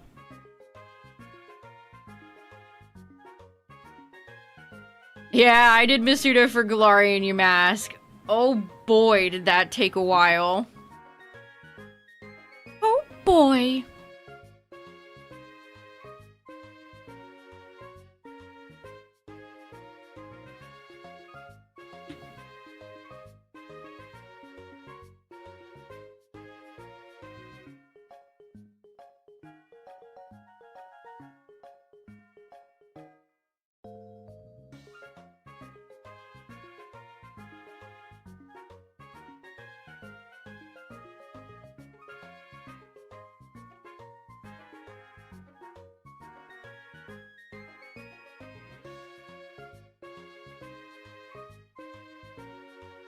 Alright, just a few more checks.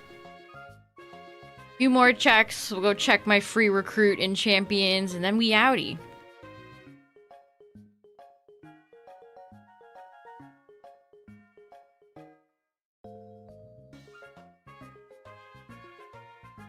I wanted to like that Monster Hunter demo, but the tutorial stuff was very... I don't know. Neither Tyler nor I really cared for it. Got it in 9 eggs. That's a lot better than my over 1,000. I don't mind Masuda method. I know some people can't stand it, but as soon as you start to go over 1,000 eggs, that's when it's like, oh, gross. Yuck.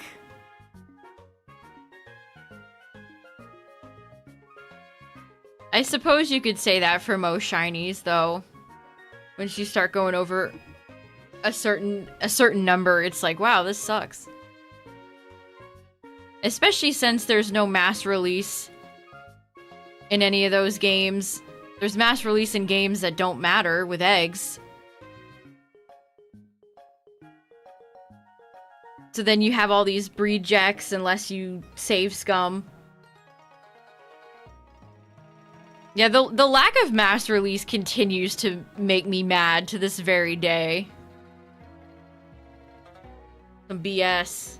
Some garbaggio. Trash. Because they want you to pay for Pokemon Home. Which, even Pokemon Home's mass release is embarrassingly slow. You can only do 100 at a time. And everything in Home takes like 5 minutes to load.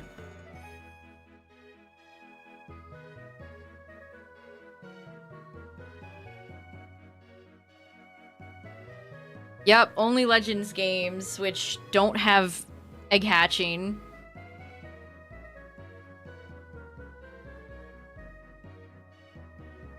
What's up, Invader? Yeah, exactly, Braylon.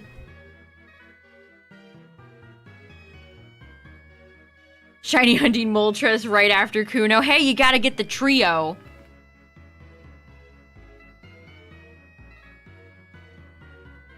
Talking about Masuda hunt. Just shiny hunting. Just shiny hunting stuff. Pokemon Home. Why is there no mass release in Sword Shield, Scarlet Violet?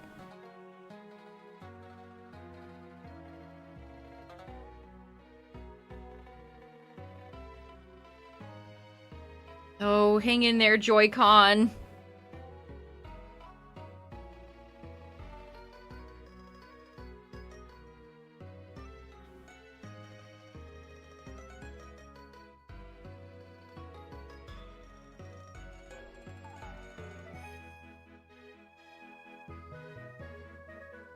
What's up, Jay? We're getting our final few checks here, and then we're gonna go check champions for the free recruit.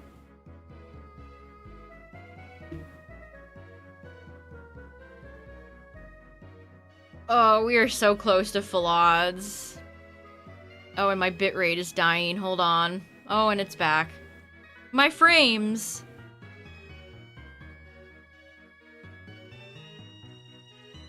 Alright, here we go.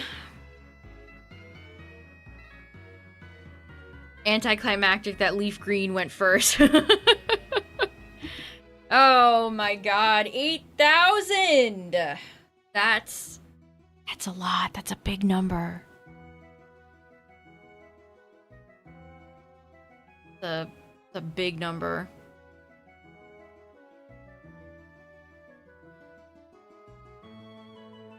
Well, damn, chat. We are likely going over odds. Oh.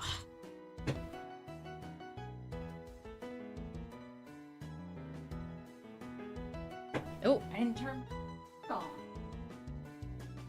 Alright, let's check champs.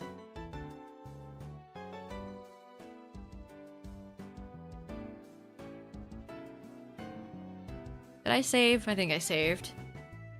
47 hours? That's not accurate. Yeah, it really do be that way. I mean, I've been very, very lucky.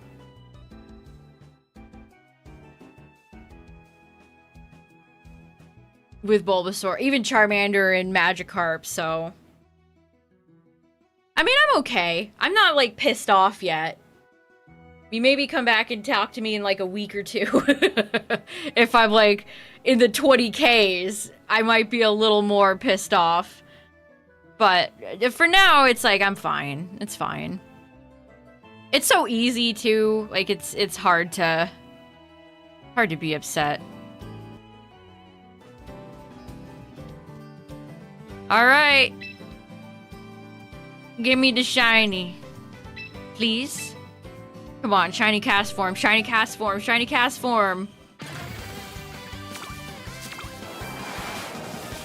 Nothing! Oh, bulletproof chestnut. Here to rub it in my face. Ugh. I'll never get over that battle. The battle scarred me. Yeah, immune to ball and bomb moves. I feel like they should give you a full frickin' list. What is ball move? Ball is life. Pangoro the Sleepy. I sure wish you were a good Pokemon to use, Pangoro. What? Why did we get two sleepy boys? Or two sleepy girls? We got two sleepy girls. Serena's fun. I've seen a few people try out Serena. We'll take Serena.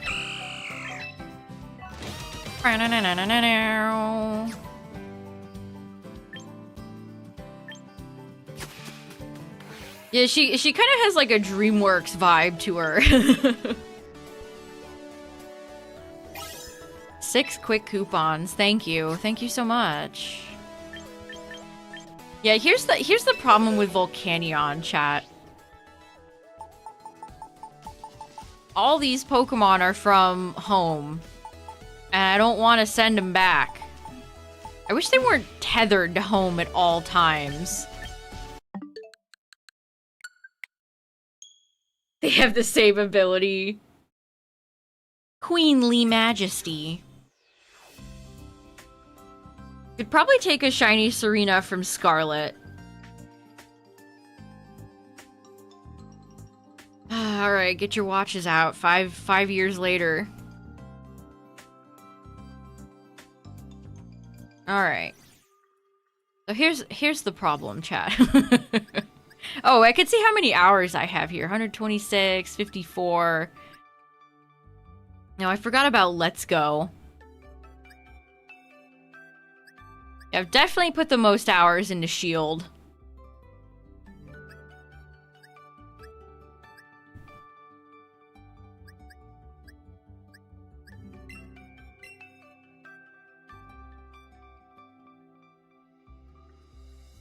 So here's the problem. This. This. I can't transfer anything over. I have one slot. I'm not doing this one Pokemon at a time. That would be deeply, deeply evil. Oh, where's my Starmie? I could bring my Starmie over. Sure. Why not? Starmie is my latest addition to the Living Dex.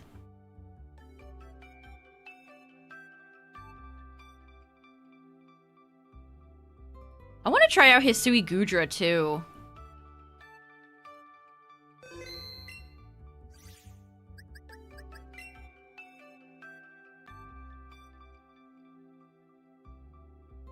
Yeah, why Pokemon Home can't just read your game files and detect if you have a dex completed is truly beyond me. I mean, I know why. Because they want you to pay.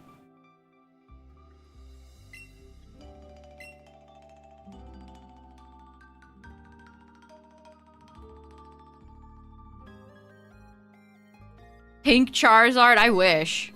Imagine if Charizard's shiny was pink. That would be hilarious. Alright, let's go fetch Starmie. I don't know when I feel like we'll play some more champions before the new season starts. I gotta redeem myself after the last champion stream, but I still need time to heal from the last stream.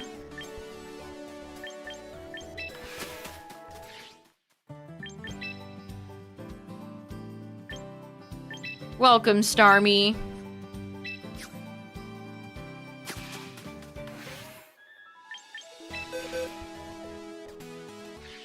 Here they are. Lovely. Natural cure. My Jolly Starmie, too.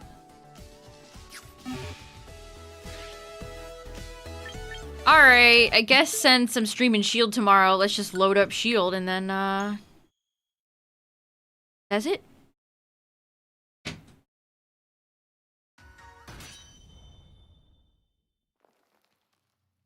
Here we are. I've played Dynamax Adventure so many times, it doesn't feel as weird to come back to Sword and Shield as it does with other games. Who was my last shiny? Oh, I was gonna bring my Hydreigon over.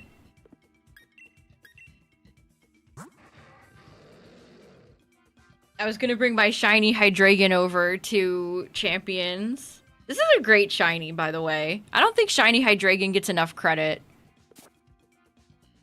It's a nice shiny. It's kind of like a toxic plant. It reminds me of, like, not like a piranha plant, but the purple makes it seem like a flower. Oh yeah, my last shiny was Toxicity! Right, right, right. My last legendary was Azelf. Yeah, look at all the bangers. Non-stop bangers. Oh, Tapu Koko.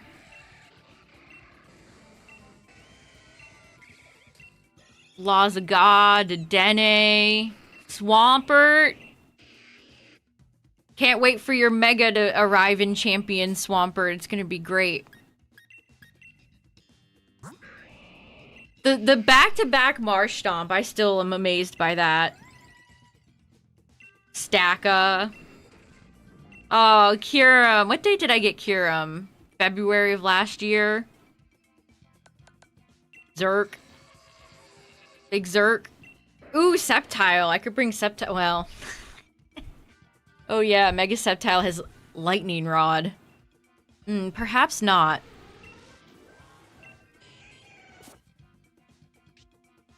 But yeah, here's where Dynamax Adventures started, chat. Right here. 2 rounds. Back in January of 2021. It's mischievous. And then the Lunala in 4 rounds afterwards.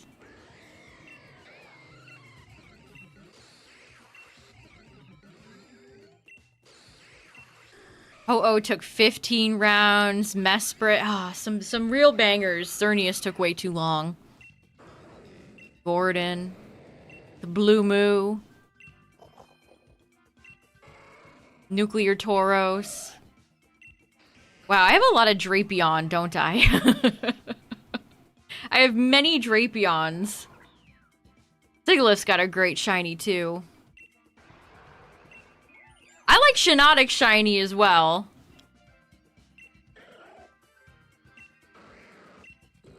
Stunfish, Sharpedo. Oh, Palpitoad! Somehow Palpitoad returned. Wow, I was feeling very froggy.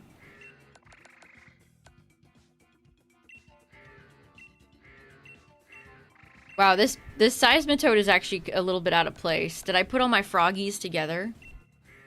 Oh yeah, Skunk Tank.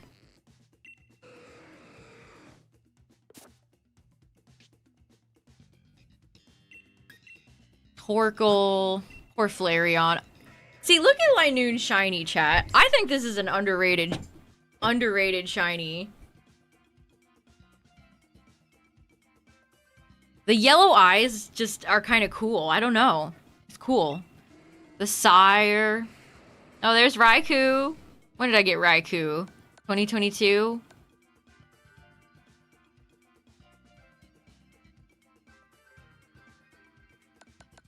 Ah, Seadra. Oh, there's Serena. Okay, I could bring this Serena in. What's your nature? Brave?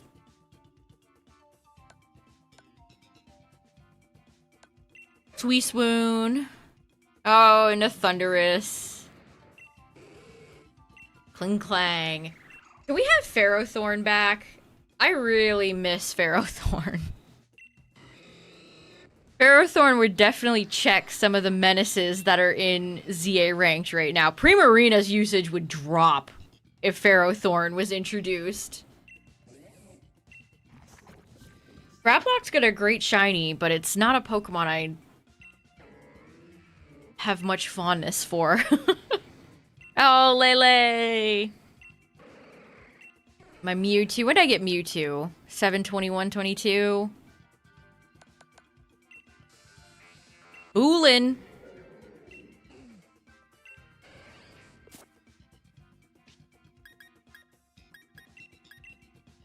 Roselia's got such a pleasant, nice shiny. How has Roserade not gotten a Mega? Another underrated shiny Magneton. I have several Exploud. Aw, Xatu. Why is your shiny so dog water? Mienshao. How many Kangaskhans do I have? I have like 3 or 4 Kangaskhans from Dynamax Adventures. Another Skunk Tank. Oh, there's Cresselia. I got Cress in October. Wow, last day of October in 2022. I love Buzzwole's shiny. Finny. Ugh, whenever Finny comes back in Champions, or is introduced in Champions, it's gonna be very used.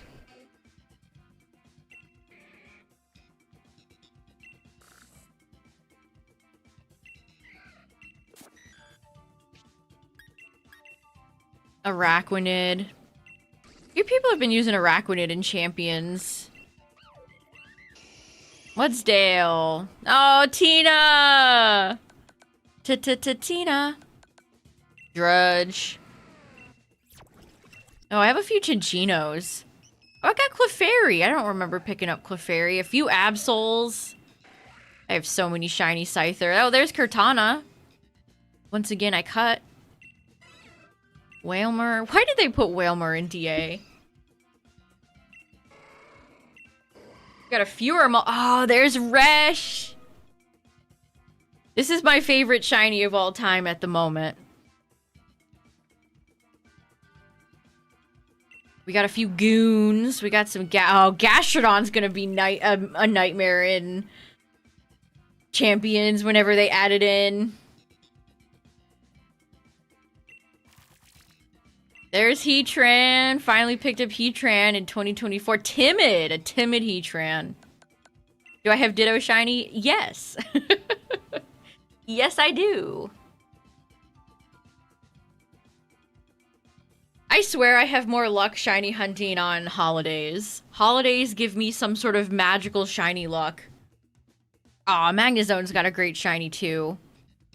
I would use Magnezone if it was in Champions. The Sparse. Oh, Fracture. Fracture's got a better shiny than Haxorus. And then here we're up to date. Oh, I forgot about Noctowl. That was fun. Golurk. Oh, I've gotten multiple Toxicity in this box. Multiple Golurks. Gold bricks. If they ever allow us to, I don't know when in Arceus's name they'd had Stack Attacka in Champions. But I would call it Mike Matei.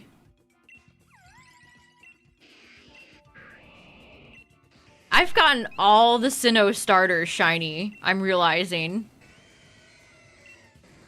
Every single one. From DA. Back-to-back Kanga, into the Audino, into the Linoon, into the Azelf, into the Tox! I feel like amped Toxicity is just way more popular than low-key. Who was my last Masuda shiny? Oh, it was Snom.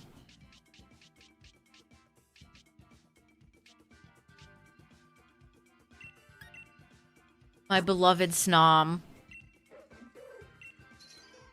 My double snow run. I've still never hatched two shinies at the same time. Darumaka.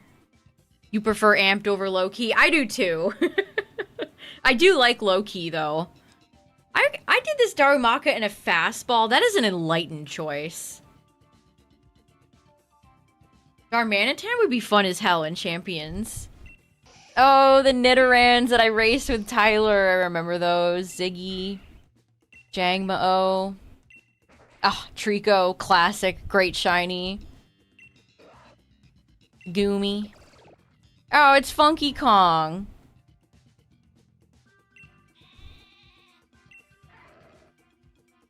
Pelipper. I remember we hatched Pelipper the night that Mystery Dungeon Deluxe came out. DXXD. There's Cypher. That's still a cool name. I don't think Inteleon can ever do anything that great and competitive, but I wish. And my Galarian Slowpoke that has Pokerus.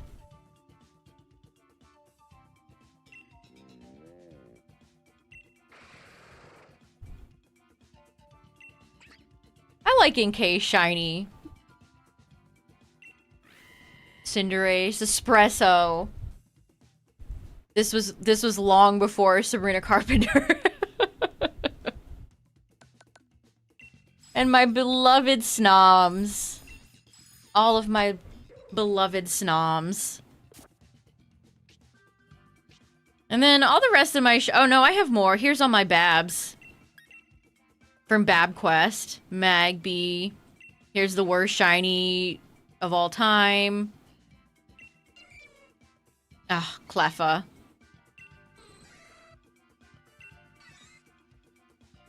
Igglybuff, also a really terrible shiny. Yeah. This is the I tell you, chat, Elekid is the worst shiny. It's worse than Garchomp, it's worse than Gengar, it's worse than Ceruledge, it's worse than Armarouge. It's Elekid. Man, I miss BabQuest. Ugh, Pichu's shiny's not great either. Man, when's Togepi coming back? I feel like Togepi sat on the bench for a while. Bob. The why not? The Dew. Ooh, the Level Ball Bonsly.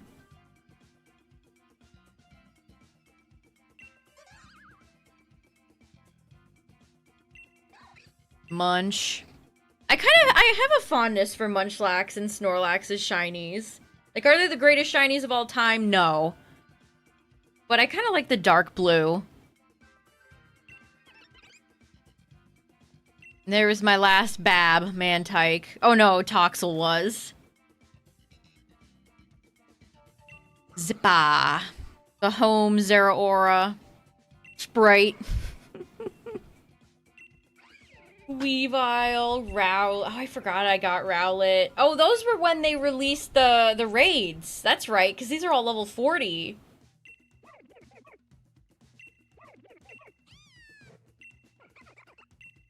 I caught them multiple times in multiple different Pokeballs. Thank God. I had the foresight to do that. Oh, there's my Skorupi. The Sociable. Oh, here's my Swords of Justice. How could I forget about these boys?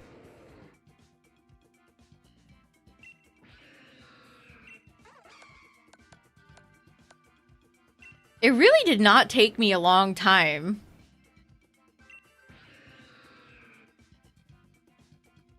Like, I kind of got them boom, boom, and boom. The longest period of time was between Terrakion and Cobalion.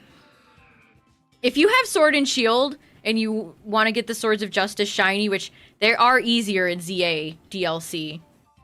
I will say that. But they're quite easy in Sword and Shield, too. They're very easy hunts.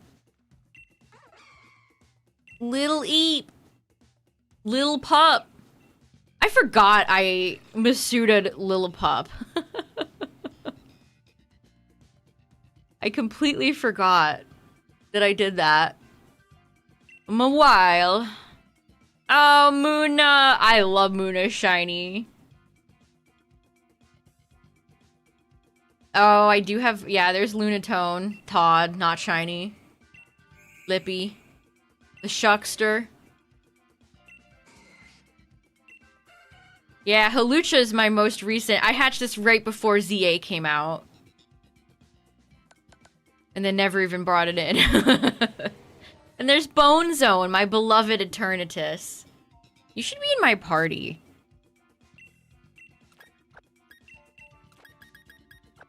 You should absolutely be in my party.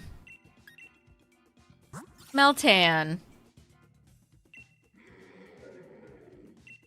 Oh, that's right. I had Altaria. Altaria was...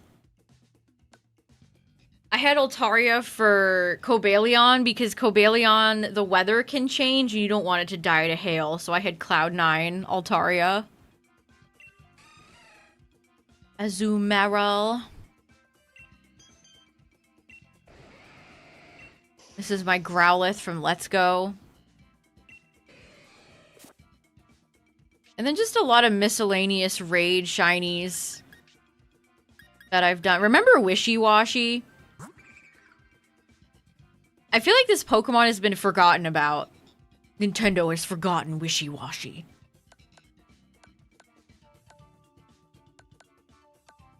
Just kind of a forgotten Pokemon.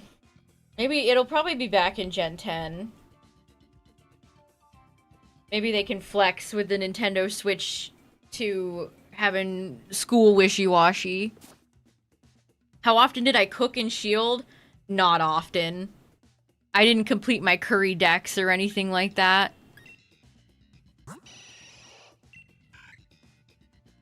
Look at how pink Delibird is. Oh yeah, Eskew. Fun. Politoed. Pissavalug. Mustard birds.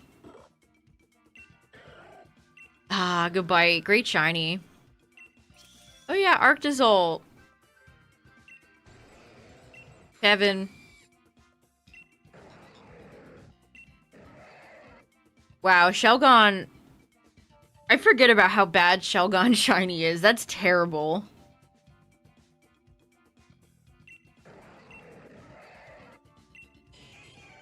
I have a lot of shiny Audinos. Oh, I have a Corvisquire. See, sometimes it's good to go back and look at my own shinies because I forget what I even have because I have 800 plus of these frickers.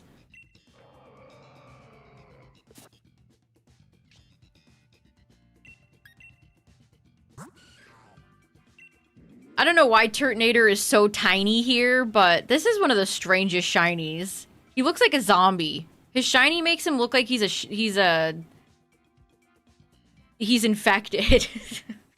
Coral, the walkers. The walkers, Coral.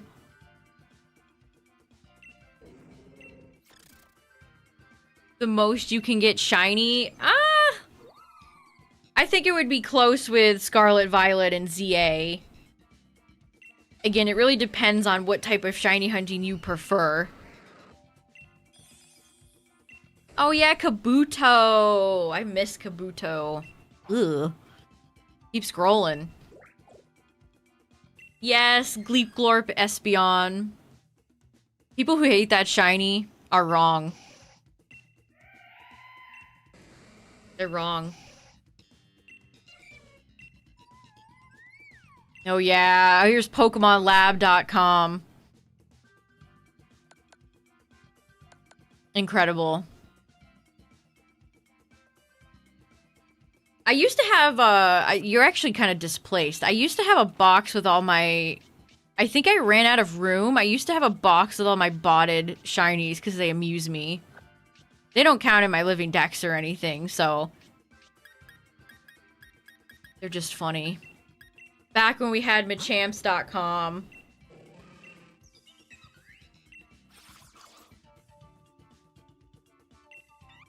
Sword and Shield will definitely get you the most amount of legendaries. I think they're definitively the best games for legendaries on the Switch. Especially since most of the all the legendaries in the DLC in Scarlet and Violet are locked, so you can't even shiny hunt them. Wow, I have a lot of shiny Golurk. I have a lot of shiny Golurk. Oh yeah, Berserker. Oh, Corsola. Goldeen. I think I still need Seeking. Oh yeah, Gossifleur. Pokemon I always tend to forget exists. Swoobat's got a nice shiny. Pokemon 420, Cherubi. Wow, Wigglytuff is very pink. Wims. I have lots of Trubbish, too.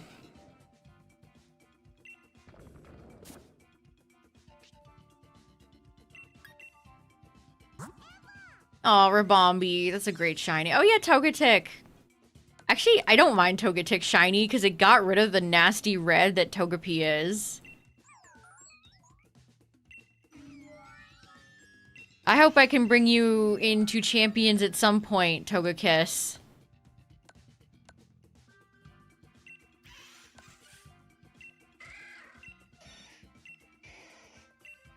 Man, they put Sandile in a lot of Pokemon games, don't they?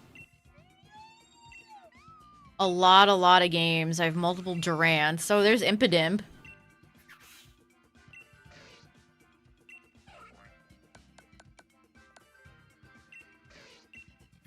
I got those back in 2025? Oh yeah, there's some 2023s in here.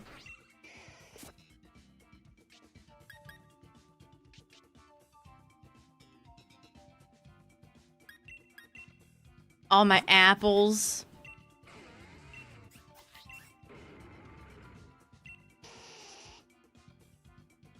I don't think Nidoqueen Shiny is as bad as people say, but it isn't, like, spectacular. An addiction? I would not say that. Oh, Drampa! These... Oh, my Nidorino! That's a good shiny. People always talk about... I sure would love to see it in FireRed and LeafGreen. God, this... I remember this Rotom den. It sucked ass. It sucked so bad. Because you're not guaranteed to catch Pokemon from dens in this game, so I had to retry it a lot to get all the Rotom forms. Orbeetle, good shiny. Snorlax. Crobat, my boy. Love Crobat.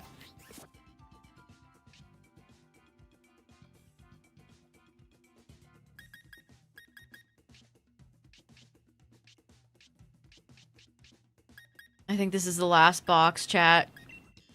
Dracovish! This was my one Staryu. This is why I wanted to catch Starmie in ZA, because I only had one Staryu.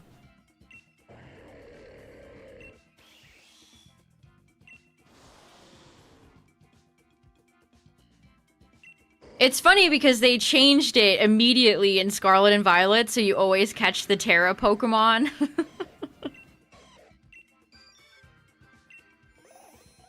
Oh shit, Krogunk. I'm surprised Toxicroak doesn't have anything.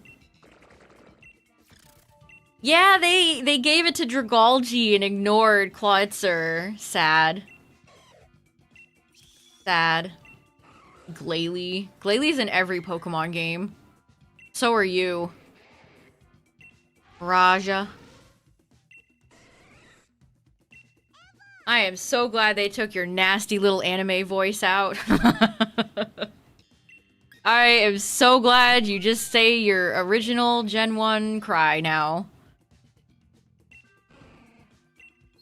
Hatena's got a nice shiny. I guess Impidimp is... They're both great shiny lines. And then these are all Pokemon from when I was doing, like, Sword and Shield singles, so... Yeah, Clown, tomorrow! Tomorrow! That's why we're here. I booted up to be ready when I go live tomorrow. So... be there or be a stack attacka, because we're doing a Dynamax Adventures tomorrow.